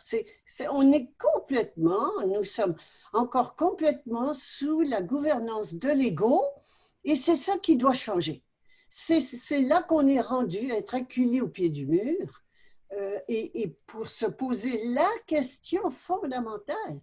Qu'est-ce qui mène ma vie? Est-ce mon âme et conscience? Ou bien est-ce encore l'extérieur, ma survie égotique matérielle? Et c'est le temps du grand changement, mais plus que ça, de la grande transformation. Je ne veux pas d'un monde meilleur avec un enfer à air conditionné. Non, non, non. Je veux le paradis sur terre. Et c'est cela, nous sommes des êtres divins. Et nous sommes l'autorité suprême. Ce n'est pas à l'extérieur, c'est à l'intérieur de nous. Et encore là, ce n'est pas de boycotter les autres, c'est de se comporter en être souverain que nous sommes. Est-ce qu'un être souverain va encourager Monsanto? Est-ce qu'un être souverain va vous dire d'acheter chez Amazon, etc., etc.? Mais non. Un être souverain est très conscient de ce qu'il fait quand il achète quelque chose ou qu'il met son argent quelque part. Et l'être souverain, la première chose, il bat monnaie. Il utilise sa propre monnaie. Alors, vous voyez, c'est vraiment une transformation complète de notre façon de penser, de parler et d'agir dont il s'agit. Oui, ça ne se fera pas demain. Et je ne sais pas qui a dit tout à l'heure, ce n'est pas pour demain que le bébé qu'on va coucher du bébé, mais on est dans ce processus-là. Alors, et en attendant, posons des gestes qui vont vers cela et non pas continuer à essayer de gagner des petites batailles avec le vieux système ou d'améliorer le vieux système. Voilà ce que je voulais dire. On va aussi redire d'autres choses concrètes, mais je voudrais te préciser pour les spectateurs qui ne te connaissent pas ou qui ne te connaissent pas assez, c'est qu'en fait, depuis le début, tu as été une des premières lanceuses d'alerte, déjà. Tu étais à la tête de plusieurs cliniques. Ces cliniques, tu les as perdues parce qu'à un moment donné, il y avait justement un scandale qui faisait qu'on vaccinait des personnes alors qu'elles n'en avaient absolument pas besoin pour la méningite. Et puis petit à petit, tu es arrivé au fait que tu n'as plus de carte d'identité, tu n'as plus de permis de conduire, tu n'as plus de carte bleue. Donc, je veux dire, tu connais bien le processus et que tu as aussi connu les procès, la prison et que tu en es sorti avec quelque chose de plus. Donc, c'est ça que je voulais préciser. Tu me dis s'il y a quelque chose qui n'est pas correct, mais... Non, c'est cela, c'est-à-dire que j'ai arrêté de collaborer avec un système. C'est tout. Alors, j'ai quitté la citoyenneté et tous les avantages de Papa État et toutes les obligations de fistons et fillettes qui doivent obéissance à Papa État. J'ai coupé le lien. Il existe un lien tacite. Oui, give and take tacite entre l'État et le citoyen dont on n'est pas conscient. Le mot citoyen, il faut encore là bien prendre conscience que c'est un esclave, l'esclave d'un maître qui se prétend souverain. Alors, non, non, nous sommes l'être souverain. L'autre chose pour les vaccins, il y a une question qui est venue tout à l'heure, tel vaccin pour telle personne, 0 vaccin. Jamais je vais encourager, même pas, moi je dis, je suis pas contre, je suis pas contre les vaccins, c'est une absurdité fondamentale de donner une maladie atténuée à quelqu'un qui est en bonne santé.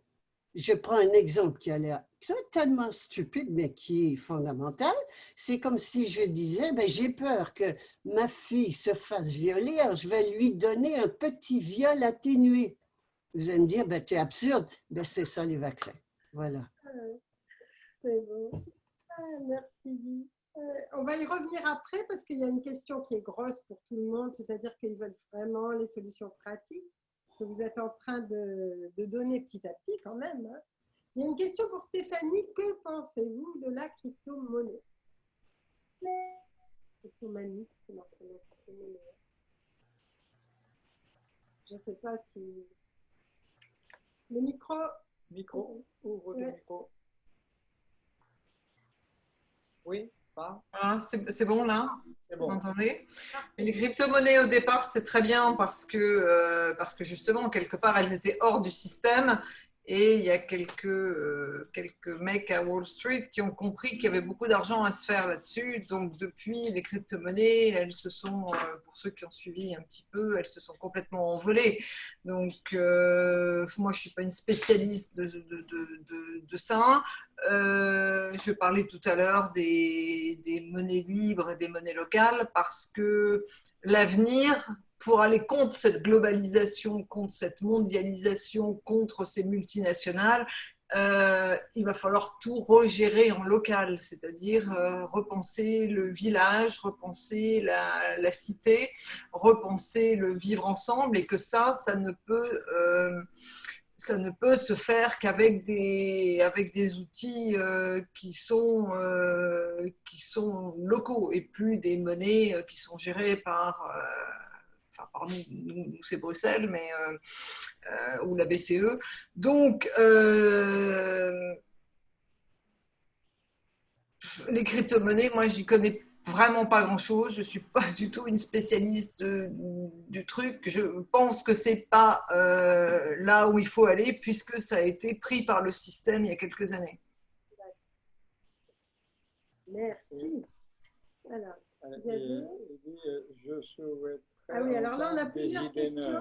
On voudrait des idées neuves, on voudrait des idées pratiques. dont nous pourrons avancer individuellement et collectivement. Des idées neuves. Bon, vous en avez déjà donné quand même.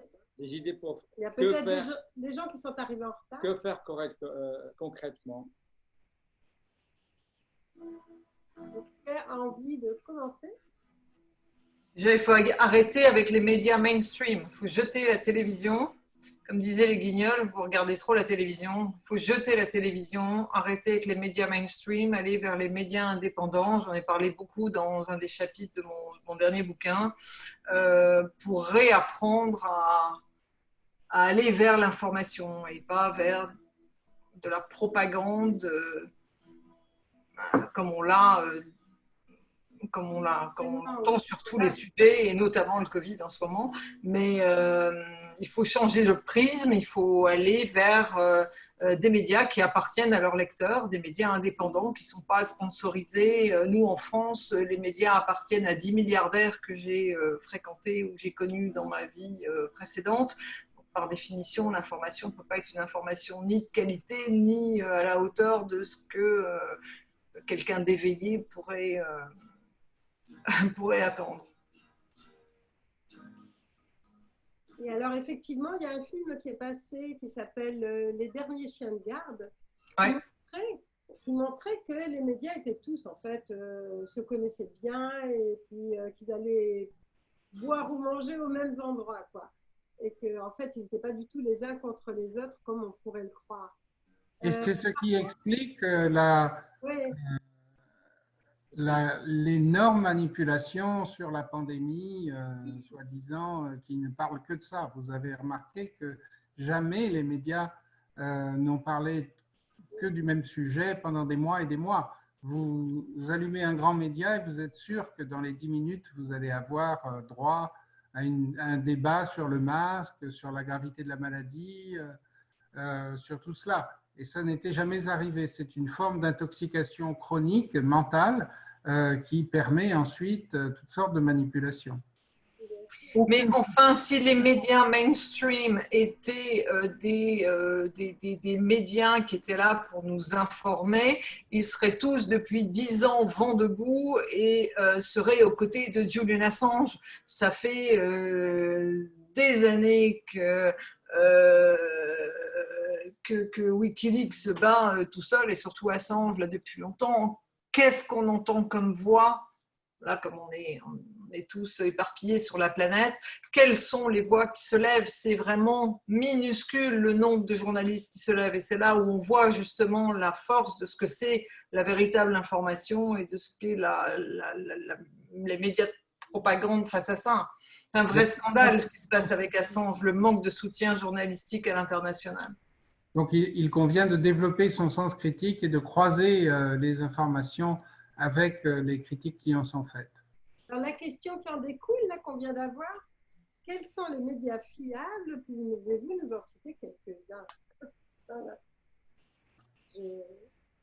Quels sont quoi les médias français indépendants? Ben, il y en a quelques-uns. Il y en a beaucoup sur Internet d'ailleurs. Le plus connu et le plus ancien, c'est Mediapart, et Plenel l'a répété assez, média qui appartient à ses lecteurs. Maintenant, on n'est pas forcément pour la ligne éditoriale de Mediapart, donc derrière, il y a Thinkerview, derrière, il y a des tonnes de médias indépendants qui se sont créés ces dernières années. Il y a QG, le média, il y a... en Suisse, il y a l'Index, en Belgique, il y a Médor, au Québec, Radio-Québec, il y a quand même un paquet. Moi, j'en ai cité je ne sais combien dans la traque des lanceurs d'alerte. Je n'ai pas forcément tout le monde en tête là, mais il y a quand même beaucoup de médias indépendants qui se sont créés ces 4-5 dernières années. Le réseau Voltaire. On nous dit le réseau Voltaire. Alors, France Soir, on est étonné, mais... Oui. Ouais, France Soir, c'est vrai. C'est étonnant. Sud Radio. Absolument. Fils de Pangolin, enfin voilà, nos auditeurs. Voilà, il y a peut-être des gens qui peuvent écrire au fur et à mesure. Oui. Effectivement, c'est bien après. Voilà. Mais c'est surtout variable. Il ne faut pas faire confiance à un seul média parce que même un journaliste d'un bon média peut se tromper ou être influencé momentanément ou pas, consciemment ou pas. Donc, il faut croiser les informations. Exactement. La pluralité de l'information est absolument importante parce que chaque journal a aussi une ligne éditoriale et que, bien évidemment, ça permet d'élargir le prisme quand on en regarde ou quand on en écoute plusieurs. Et moi, je me souviens d'être passée à des émissions de télévision il y a un moment quand même, mais il y avait Poivre d'Arvor, par exemple, qui m'interviewait, mais en disant surtout vous ne dites pas ci, surtout vous ne dites pas ça, sinon je vais être envoyée. Donc, tu vois, c'est ça les médias, en fait, officiels. C'est bien ce que je disais tout à l'heure, sinon ils seraient tous debout depuis des années à défendre Assange et on ne voit personne. La voix de la France sur justement la liberté d'expression, alors qu'a priori c'est dans notre constitution, quand on voit justement, là en ce moment c'est le fameux procès des attentats Charlie Hebdo, on nous dit les Français sont attachés à la liberté d'expression et on a vu beaucoup de gens là prendre la parole pour ça, mais on se dit mais pour Assange, ça intéresse personne. Ça intéresse pas les Français, ça intéresse pas la France au plus haut niveau. C'est dramatique. C'est vraiment dramatique. Ou alors les personnes se sentent démunies. Elles ne savent pas quoi faire. C'est justement les questions qu'on a. Non, je pense que c'est énormément la peur d'un côté et le déni de l'autre. S'il y a un journaliste qui se lève, là, forcément, il risque de prendre la porte de son média. Mais c'est ça qui est fou, c'est-à-dire que je ne sais pas si vous avez lu ce livre qui s'appelle « La peur, arme politique », mais on tient tout par la peur. Et qu'il faut que les citoyens individuellement aillent au-delà de leur peur. Nous, je connais bien Yasmine Motard-Gimi, que j'ai interviewée pour mon livre assez longuement. Nous, qu'est-ce qu'on a vécu ? Ce qu'on a vécu depuis plus de 10 ans, on n'a fait que vivre dans la peur. La peur à l'intérieur de nos entreprises où on a essayé de nous museler, la peur en justice, la peur dans les médias, la peur du regard des autres, la peur de tout perdre, parce qu'une fois qu'on a perdu son emploi, qu'on a perdu sa carrière, qu'on a perdu son patrimoine, et une fois qu'on n'a plus rien, eh ben forcément, on n'intéresse plus grand monde. Mais on a été obligé de transcender toutes ces peurs. Il va peut-être falloir parler de courage. Qu'est-ce que c'est le courage? J'ai fait une tribune sur RT, RT France Opinion, si vous allez chercher ça sur Internet, RT France Opinion, qui est le courage et ses conséquences géopolitiques. On est toujours en train de parler de courage quand il pleut et qu'on doit traverser la rue. Ah, courage. Mais finalement, c'est courage Fillon pour toutes les décisions qui sont importantes à prendre. C'est-à-dire qu'on parle de courage pour des broutilles, mais là où nous, alors on dit nous citoyens, ou nous individus, ou nous collectifs, on doit se lever, étonnamment là, il n'y a plus personne. Et je pense que tant que ces valeurs que sont le courage, etc., ne sont pas enseignées dès l'enfance, ne sont pas reconnues, et ne sont pas reconnues au plus haut niveau, ça peut pas avancer. C'est-à-dire que des gens comme Yasmine ou moi, pourquoi est-ce qu'on s'est retrouvés dans des situations depuis plus de 10 ans d'une solitude inouïe, d'un isolement inouï, d'une violence inouïe? C'est parce qu'on fait peur. Et c'est parce que les gens sont dans le déni. Et on n'a pas arrêté de parler de nos sujets, que ce soit l'évasion fiscale et UBS en ce qui me concerne, mais Yasmine sur les sujets et les dérives de Nestlé. On se rend compte que ça n'intéresse personne. Oui. Et moi, c'est là où j'en suis arrêtée. C'est pourquoi est-ce que ce qu'on dit, ça n'intéresse personne? Absolument ça. Je soutiens tout à fait, Stéphanie. Moi, c'est mon expérience là. Je n'entends pas. On ne t'entend pas, Yasmine. Yasmine, on n'entend pas. Ça y est? Essaye, Yasmine. Essaye ton... Vous entendez maintenant? Oui, on t'entend. Merci beaucoup, Stéphanie. Tu parles si bien, franchement, que je n'ai pas beaucoup à ajouter, mais je voudrais raconter mon expérience. Ce qui m'a choqué le plus, c'est franchement l'indifférence des consommateurs, d'une grande majorité des consommateurs. C'est pourquoi je dis que le boycott ne marche pas dans mon cas, en tout cas. Et aussi, le pire, ce sont les professionnels de sécurité des aliments. Vous pouvez imaginer que même un journal de femmes qui s'appelle Annabelle en Suisse allemande a fait un très très bon article, elle a décortiqué tout mon matériel, elle a fait un très bon article. Mais aucun journal technique d'alimentation n'a voulu rapporter mon expérience. Aucun journaliste professionnel d'alimentation qui est mieux en mesure de comprendre de quoi je parle n'a voulu écrire mon histoire. Le monde professionnel, j'avais des milliers de contacts, comme j'étais à la direction de Nestlé et aussi à l'OMS, au cadre de l'OMS. Des milliers de mes collègues m'ont laissé tomber et n'ont jamais voulu savoir qu'est-ce qui s'est passé chez Nestlé, quelles sont les fautes, quelles sont les leçons à tirer et de donner une opinion ou demander qu'est-ce qu'était devenu Yasmine. D'un jour à l'autre, je suis devenue invisible, totalement invisible pour tout le monde. Nous avons été enterrées vivantes, mais je le sais, moi aussi. Enterrée vivante. Et c'est toujours Stéphanie qui est venue me chercher pour me déterrer. Si ce n'était pas pour Stéphanie, vous m'auriez même pas connue. Antoine, vous m'avez connue à travers Stéphanie. Oui, tout à fait. C'est pas un responsable de sécurité des aliments qui vous a dit allez, c'est Stéphanie. Exact. Moi, je suis choquée que des professionnels de sécurité des aliments vont à des conférences, ils parlent de la gestion de la sécurité des aliments et ils ne veulent pas entendre la vérité sur ce qui se passe dans nos entreprises. Ou s'ils veulent entendre, ils ne veulent pas, ils veulent fermer les yeux. Et quand les experts de sécurité des aliments dans les entreprises ne veulent pas écouter, rapporter la vérité, faire une opinion, ne veulent même pas en parler.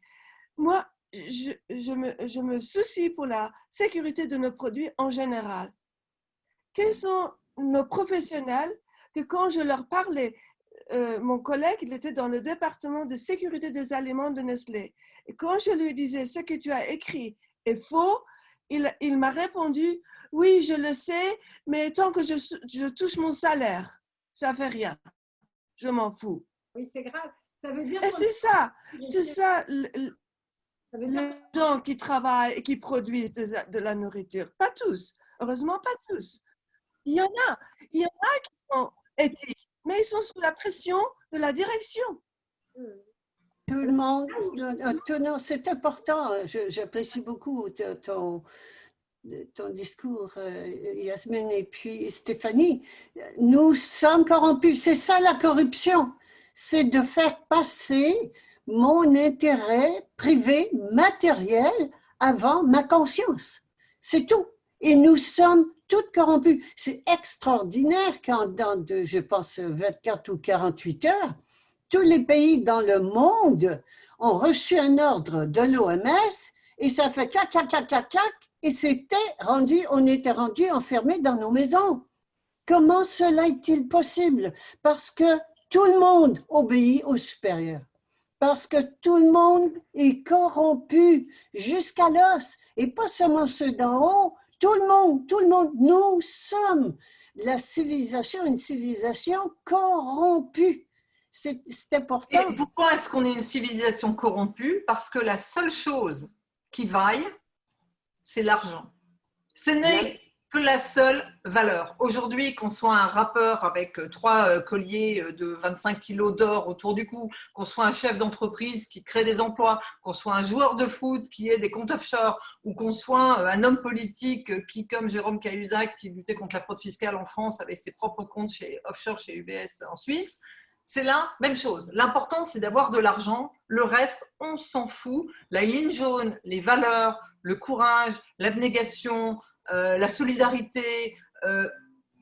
Mais c'est pour ça que nous, on nous prend pour des tarés. On est des extraterrestres. On n'a rien à faire dans ce monde des humains. La preuve, c'est que, comme on le dit, on est complètement inaudible depuis 10 ans. On nous a laissé crever. C'est-à-dire, c'est à la fois l'État, c'est à la fois la justice, c'est à la fois le monde du travail, c'est à la fois les cabinets de recrutement, c'est à la fois les associations, c'est à la fois les médias qui nous ont vus comme des providers de scoop quand ça les a arrangés et puis terminés, qui ont balancé notre nom qui ont fait qu'on s'est retrouvé avec des personnages publics alors qu'on n'était pas là pour ça.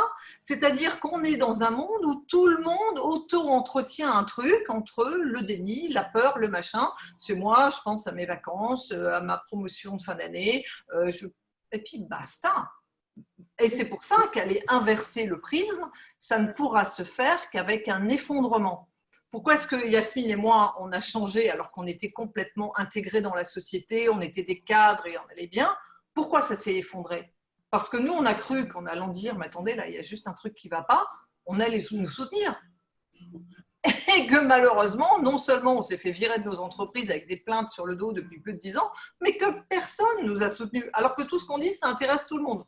La preuve, c'est que tout le monde est client de Nestlé sur la planète. J'ai vu qu'il y a des gens à Tahiti, j'ai vu qu'il y a des gens un peu partout, là, et que ça n'intéresse personne. Parfois, je sors mon livre et je dis, mais vous connaissez Madame Medargemi? Je dis non, qui c'est? Nestlé. Nestlé, qu'est-ce que c'est que cette histoire? Des bébés empoisonnés. Des bébés empoisonnés, ça pourrait être n'importe quel bébé, ça pourrait être les vôtres. Ça n'intéresse personne. Et c'est là où on se dit, il va donc falloir un choc, un effondrement, pour qu'en gros, les gens se réveillent comme nous, on s'est réveillés. Sinon, ce n'est pas possible. Voilà. Et c'est ce que nous sommes en train d'expérimenter en ce moment. Le choc que j'appelle le gros coup de pied au derrière pour se transformer. C'est parce que ça n'est pas une transformation de la société, c'est une transformation individuelle. C'est une transformation de chaque personne et cela va se manifester. La société, on ne peut pas changer la société. La société, c'est un miroir. C'est le miroir de ces individus. Ce sont donc les individus qui doivent changer. Et c'est pour ça que quand on parlait de boycott pour faire changer la société, non, non, non. Ne pas collaborer avec tous ces systèmes, c'est pour moi, par conscience que je le fais, pas pour faire tomber les systèmes, pas pour me battre avec les systèmes, pour devenir, me comporter en être souverain que je suis. Alors la première chose, c'est vraiment, et je vous fais voir ce qu'on véhicule au Québec, une plaque qui dit, la plaque dit, je me souviens. Bon. Parce qu'on ne l'a pas bien vu là. On l'a. Voilà, je me souviens un peu plus haut. Oui, OK, comme ça? Voilà, parfait. Je me souviens, et la plaque, si je me souviens, mais ben, j'ai rajouté de qui je suis. Se souvenir, c'est numéro 1. La première chose, c'est d'arrêter de se prendre pour des citoyens esclaves obéissants d'un gouvernement. On n'a plus besoin de gouvernement. Le temps est venu de passer du gouvernement de l'ego extérieur, et au Québec, ça s'appelle le go, en passant. Hein? Mais alors, du ce qui est très compliqué, au gouvernement, juste pour finir, au gouvernement intérieur, en mon âme et conscience. Oui, à toi, Stéphanie. Il y a une question, faut-il participer à des manifestations? Je réponds juste en 2 secondes. Oui. Peut-être qu'au Québec, c'est très différent parce que on est le vieux continent, la France, voilà. Mais moi, là, j'ai eu un accident. Ça fait 2 mois et demi que je ne suis pas sortie. Ce matin, j'ai dû sortir avec mes béquilles. Tout le monde était masqué dans la rue. Mais quand je dis tout le monde, alors moi, je regarde surtout mes pieds parce que Et puis à un moment donné, en fait, je me suis fait bousculer par des gens parce que je n'avais pas de masque. Dehors, hein, je ne parle pas dans un endroit confiné, machin. Et qu'en fait, l'état d'esprit des gens normaux, moi je les appelle les michus, les monsieur, madame, tout le monde en fait, l'état d'esprit des michus, c'est en fait se substituer à l'État pour demander encore plus de violence et encore plus de répression. C'est-à-dire que c'est quand même assez surprenant de voir qu'il n'y a pas un flic qui est là pour mettre des contraventions, mais que c'est les gens qui disent « mais attendez, là, vous n'avez pas votre masque, mais il faut mettre votre masque ». C'est-à-dire qu'en fait, ce sont l'enfer, c'est les autres, entre guillemets, mais la violence vient de tous ceux qui nous entourent. Et c'est ça qui est fou, c'est-à-dire qu'au lieu de foutre leur masque à la poubelle, parce que à quoi ça sert des masques dehors à part intoxiquer les gens? Enfin, je ne suis pas médecin, mais je ne pense pas que ce soit forcément ce qui est de mieux. Les gens renvoient leur propre peur, leur propre, comment dire, Oui, leur propre peur. Leur Oui, propre vraiment. fantasme, en fait, sur le fait que toi, tu n'as pas obéi. Alors, comme tu n'as pas obéi, tu es forcément quelqu'un de pas bien, quoi. Et il n'y a pas de libre arbitre dans l'histoire. Ils ne réfléchissent pas du tout. Alors, les êtres éveillés, à mon avis, pour l'instant, il n'y en a pas beaucoup sur cette planète. Par rapport à ce que tu disais tout à l'heure, personne, on n'intéresse personne. Il y a quelqu'un qui mettait, mais oui, on s'intéresse à vous. La preuve, c'est qu'on est là. Oui, merci. Et merci à vous d'ailleurs d'avoir fait ce documentaire qui était super et de nous avoir laissé la parole parce que. Non, ils ont dit ça, tu vois. Ils sont Alors, il y en a qui réclament un petit peu d'optimisme, s'il vous plaît. Oui, alors moi je suis très convaincue que nous allons y arriver, convaincue que ce n'est pas demain matin, c'est sûr, mais que nous allons y arriver. Et je vais vous dire un secret. J'espère que ça ne va pas se régler rapidement et que l'OMS va continuer toutes ces répressions parce qu'on a besoin qu'il y ait plus d'individus qui se réveillent et qui prennent conscience qu'on n'a plus besoin des autorités extérieures, que le moment est venu de prendre conscience de qui nous sommes et réalisons que nous avons le pouvoir et nous sommes les seuls à travailler. Le gouvernement, ça fait rien, ça ne travaille pas, mais les banquiers non plus. Le seul qui travaille, c'est le mouton dans la bergerie qui produit quelque chose. Mais alors, arrêtons de donner notre pouvoir et notre argent au gouvernement, aux autorités, aux banquiers, au gouvernement et aux médecins. Arrêtons, mais arrêtons, et à Monsanto et à toutes ces sociétés multinationales. C'est nous qui avons le pouvoir. Mais la première étape, vraiment la première étape, c'est de prendre conscience de notre autorité suprême et de l'utiliser. Mais la réponse est que je crois que oui, nous sommes arrivés en tant qu'humanité à cette dernière étape, c'est la 7e fois, je crois, il y en a qui disent 7e, c'est pas grave, mais je crois que c'est la dernière fois, mais il s'agit vraiment d'une transformation finale de l'individu, de l'être humain qui vraiment prenne conscience enfin de qui il est et qui fasse l'union de l'esprit et de la matière en lui, en donnant priorité à l'esprit. Voilà, mais je suis très confiante. J'ai toujours eu confiance dans l'humanité et je suis très confiante. Mais ça se fait sur un plan individuel et ça va ensuite se manifester sur un plan collectif. Mais voilà. Sur un plan pratique, Guy, hors antenne, tu m'as parlé des réseaux dans les endroits où on était et puis de certaines façons de faire. Et c'était intéressant aussi, sur un plan pratique, tu vois, dans le quotidien, de se réunir en réseau et puis de trouver des solutions. Très important. Comment vivre normalement et entre nous quand, à l'extérieur, on nous propose des lois qu'on n'a pas envie d'appliquer. Oui, merci de préciser cela. C'est important en ce moment, très important de se tenir, de se retrouver. Entre, il y a des masqués, il y a des pas masqués, c'est très amusant. Il y a une personne, la dernière réunion, qui est venue avec un masque et on a dit, mais tu sais, tu peux l'enlever. Elle dit, non, non, je viens de perdre une dent en avant. Mais c'est l'importance de se soutenir. Comme vous avez dit tout à l'heure, les deux, Yasmine et puis Stéphanie, on est abandonnés dans cette démarche, mais ce n'est pas vrai, il y en a d'autres. Et plus on s'affiche, et plus le masque, évidemment, de ne pas faire semblant, de ne pas mettre un masque. Non, c'est non, je n'en porte pas. À aucun prix, je porterai un masque. Je ne vais pas me faire ça, nier mon identité. C'est impossible. Mais il y en a d'autres. Alors, quand je le fais, ça encourage les autres à le faire. C'est important. Tu vas trouver des endroits où on accepte de te voir sans masque à ce moment-là. Oui, on n'a qu'à dire, c'est pas obligatoire le masque. Il faut le porter parce que ils ont obligé les commerces. Mais il suffit de dire qu'on a une condition, j'ai une condition qui m'interdit de porter le masque.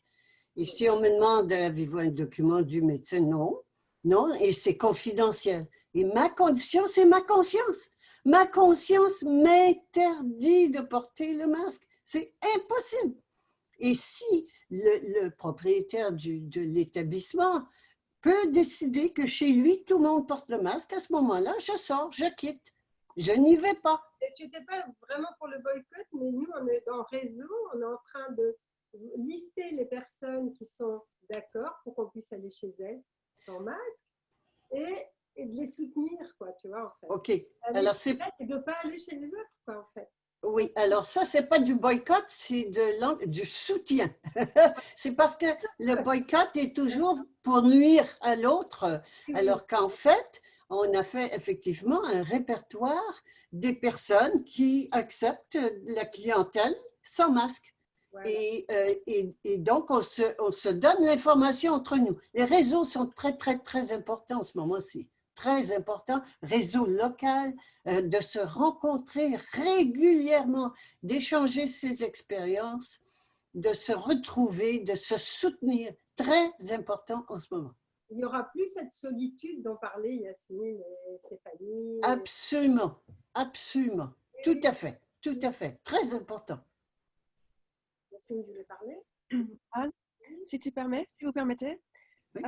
Pour ceux qui demandent de l'optimisme, oui. Je voudrais dire que le fait que vous avez fait ce film et que vous avez montré la vie de 17 personnes qui ont traversé des moments très durs pour apporter la vérité et la réalité aux gens, ça c'est un exemple d'optimisme. Chacun de nous sommes un exemple d'optimisme que nous avons montré que oui, c'est possible de faire notre travail éthiquement, de dire la vérité et être persécuté, néanmoins être debout, toujours debout et être là pour discuter avec vous.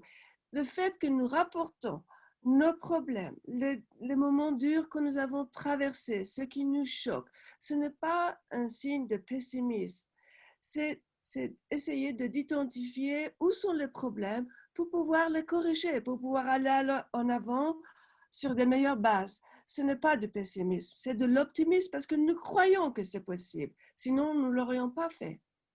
Merci. C'est vrai. C'est vrai. Alors, on va il y avait terminer une question. Sur une note optimiste. Faut-il participer à des manifestations? Intéressant. Je me suis posé la question. Voici ma perception, hein, c'est vraiment ma perception individuellement. Les manifestations, c'est une façon encore là, de se retrouver, de se regrouper, de s'encourager. Le problème des manifestations, c'est qu'elles sont encore en train de réclamer quelque chose de l'extérieur, des autorités extérieures. Ce sont de fausses autorités. Elles n'ont aucun pouvoir autre que celui que nous leur donnons. Alors, c'est pour ça qu'en ce moment, le virage est en train tranquillement de se faire, et notamment avec la plaque « Je me souviens de qui je suis ». Reprenons notre pouvoir et non pas attendre et quêter des fausses autorités, quêter d'être bonnes pour nous. C'est comme le mouton dans la bergerie qui voudrait que le berger soit meilleur pour lui. Non, tu n'es pas un mouton, sors de la bergerie, tu n'es pas un mouton. Nous sommes des pégases, des juments ailés. À la fois, on peut marcher, on peut voler, nous sommes des êtres illimités, c'est qui nous sommes. Nous sommes l'esprit créateur de l'univers. On l'a oublié, mais c'est le temps de s'en souvenir. Alors oui, les manifestations, pour résumer cela, oui, mais pas des manifestations pour changer le gouvernement, des manifestations par dignité, pour célébrer, voilà, célébrer l'être suprême que nous sommes. Voilà, ça c'est sympa. Ah ben merci. En tout cas, voilà, c'est optimiste, c'est bien. Merci à vous tous et toutes. Je vais juste, avant de terminer, on voulait quand même, parce que l'heure passe quand même, vous avez tenu longtemps, mais parler des livres, donc des différents livres que vous avez faits. Alors, je sais que Gilles, Eric Serralini, il y a un livre qui va sortir. Donc, oui, chacun, j'ai beaucoup aimé cet appel à la conscience. Je crois qu'il faut en fait faire une fête profonde en soi, on pourrait le dire ainsi. Oui. Et nous avons décortiqué dans notre dernier livre qui va paraître chez Actes Sud le mois prochain, les stratégies par lesquelles on nous en empêche en somme. C'est-à-dire les stratégies qui vont permettre de commercialiser partout dans le monde des produits toxiques. La directrice de toxicologie de Monsanto disait à son technicien qui lui dit « mais ils sont très toxiques pour les enfants, ces poisons, ben, ça ne fait rien, on va continuer ». Elle est aujourd'hui directrice de toxicologie chez Bayer.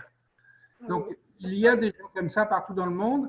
Et là, pour la première fois, on voit sur des millions de pages comment une société multinationale organise la compromission des agences de communication qui elles-mêmes nourrissent les médias, c'est très important, organise la compromission des agences sanitaires et des gouvernements, des académies, des journaux scientifiques, et donc tiennent un petit peu tous les maillons de la chaîne. Mais en même temps, on voit leur talon d'Achille, et on voit comment elles ne tiennent pas debout sur le long terme, et c'est en ce sens qu'on a commencé à les faire perdre. Et je crois que c'est un processus long, mais qui est inexorable. Donc oui, nous avons écrit, vous m'avez demandé de l'imprimer pour le montrer, que j'ai reçu aujourd'hui. Là, c'est à Roundup, à la lumière des Monsanto Papers. Voilà. C'est chez Actes Sud le 21 octobre. Et, préface de Vandana Shiva en plus. Oui, préface de Vandana Shiva. Oui. C'est un récit d'investigation. Et j'ai été au centre des Monsanto Papers, cité 56 000 fois. Depuis 2005, ils me tirent dessus. Ils ont tout essayé. Vous en saurez plus. Y compris sur leurs activités que j'appelle criminelles dans le livre. Nous n'avons plus le temps là, mais c'est très intéressant d'avoir décortiqué leur stratégie pour connaître les talons d'Achille et finalement pour pouvoir avoir plus de conscience aujourd'hui chez les citoyens. Ouais, super. Merci. Merci, Gilles. Alors, bonne soirée à tous et merci à toutes et à tous pour leur participation. Merci beaucoup. Générique, merci. Alors, pour Guy, là, j'ai le dernier fascicule, le livret de Personocratia, l'évolution vers l'espèce nouvelle. Voilà, vient tout juste de sortir. Voilà, on a reçu il n'y a pas longtemps, donc lui, je l'ai. Oui. Voilà. Donc ça, on vous conseille, quand vous voulez chercher des solutions, vous voulez plein de choses. Stéphanie, moi j'avais la traque des lanceurs d'alerte, mais il y a autre chose, non? C'est bon, hein? C'est mon deuxième livre. Le premier, c'était mon histoire, c'est celui-là. La femme qui en savait vraiment trop. C'est ma descente aux enfers chez UBS, ma dénonciation sur ces histoires de démarchage illicite des Suisses en France et cette histoire d'évasion fiscale. Et puis la traque des lanceurs d'alerte qui était préfacée par Assange, justement, dont je parlais tout à l'heure, que j'ai traduit en anglais l'année dernière et qui s'appelle Whistleblowers, the Manhunt, pour peut-être les Québécois qui peuvent en parler aux Canadiens anglophones. Où justement, après avoir interviewé une cinquantaine de lanceurs d'alerte en Italie, en Espagne, en Allemagne, en Grande-Bretagne, en France, en Suisse et aux États-Unis, on voit que le constat est assez édifiant, c'est-à-dire que tous les pays du monde ont des lois différentes, mais que finalement, c'est toujours celui qui parle, c'est toujours celui qui se lève pour la vérité, qui est en justice avant les autres et qui a beaucoup de mal à naviguer face à ça. Et que la fin du livre, c'est justement quelle solution s'offre à nous. On a brièvement parlé des médias tout à l'heure, mais il y a d'autres possibilités via certaines associations, via certains réseaux, de pouvoir en tout cas se regrouper et de parler à plusieurs d'une seule voix pour éviter ce qui nous est arrivé à nous. Alors, il y avait aussi Yasmine, donc merci Stéphanie. Yasmine avait un livre qui vient de sortir, mais qui est un gros pavé en anglais. En fait, moi, je n'ai pas écrit mon histoire. Quand j'ai quitté l'entreprise, j'avais vu tellement de mauvaises choses que j'ai décidé d'écrire plutôt un livre pour expliquer comment on doit gérer la sécurité des aliments. Donc, c'est ça. Ça s'appelle, c'est en anglais, Food Safety Management, a Practical Guide for the Food Industry. En fait, c'est pour les professionnels de l'industrie agroalimentaire pour les apprendre à comment il faut gérer la sécurité des aliments. C'est un livre qui a reçu un prix aux États-Unis et que son deuxième édition est en train d'être préparée. Donc, ça a été un succès et on l'utilise pour enseigner aux étudiants. Voilà. J'ai fait aussi d'autres livres comme une encyclopédie sur la sécurité des aliments. J'ai fait aussi un livre. Toujours, oui. J'ai fait aussi un livre pour les enfants sur la sécurité des aliments et encore d'autres livres, mais bon. Merci, Yasmine aussi. Bon, mais c'est formidable. Nous, on a été très contents de vous avoir. Super. Et que vous ayez justement participé à tout ça et au film, bien sûr. Et je voudrais demander là justement à tout le public, là, à toutes les personnes qui écoutent et qui sont actives, sinon elles ne seraient pas là. Je me dis aussi que ça serait intéressant si on pouvait trouver des alternatives à Facebook, Google, etc. Enfin, à toutes ces choses informatiques. Bon, on le dit avant qu'ils nous suppriment d'ailleurs. Mais si on pouvait trouver des alternatives, justement, qui soient saines, ça nous changera un peu, ça serait bien. S'il y a des informaticiens dans la salle, vous nous faites signe, vous nous écrivez. Il y a quelqu'un qui a demandé les titres de vos livres et puis vos noms, parce qu'elle voudra en parler autour, ou il voudra en parler autour. Il faut nous réécrire sur le mail des éditions pour qu'on puisse vous répondre. On va les mettre sur notre site. Voilà, vous êtes déjà sur le site. Donc, avec les livres. Hein? C'est déjà sur le site. Bon.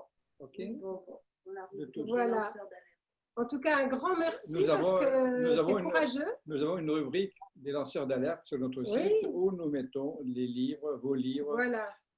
S'il vous plaît, envoyez-nous vos nouveautés, tout ça, ce serait bien. Merci pour votre initiative qui requiert beaucoup de temps, d'énergie, d'argent et tout. Merci beaucoup. Oui, merci à vous. C'est gentil. Nous allons mettre la discussion que nous venons d'avoir, parce que nous l'avons enregistrée, nous allons la mettre entièrement ouverte à tout public. D'accord. En coupant chaque fois qu'on dit les micros sont ouverts. En tout cas, c'est une première pour nous parce qu'on voulait passer le film en salle. C'est compliqué en ce moment, donc du coup, on a préféré ça pour l'instant. Mais c'était une première quand même de cette façon-là. Parce que d'habitude, le film n'est pas perdu pour les salles, ça existe. Voilà, bon, j'espère.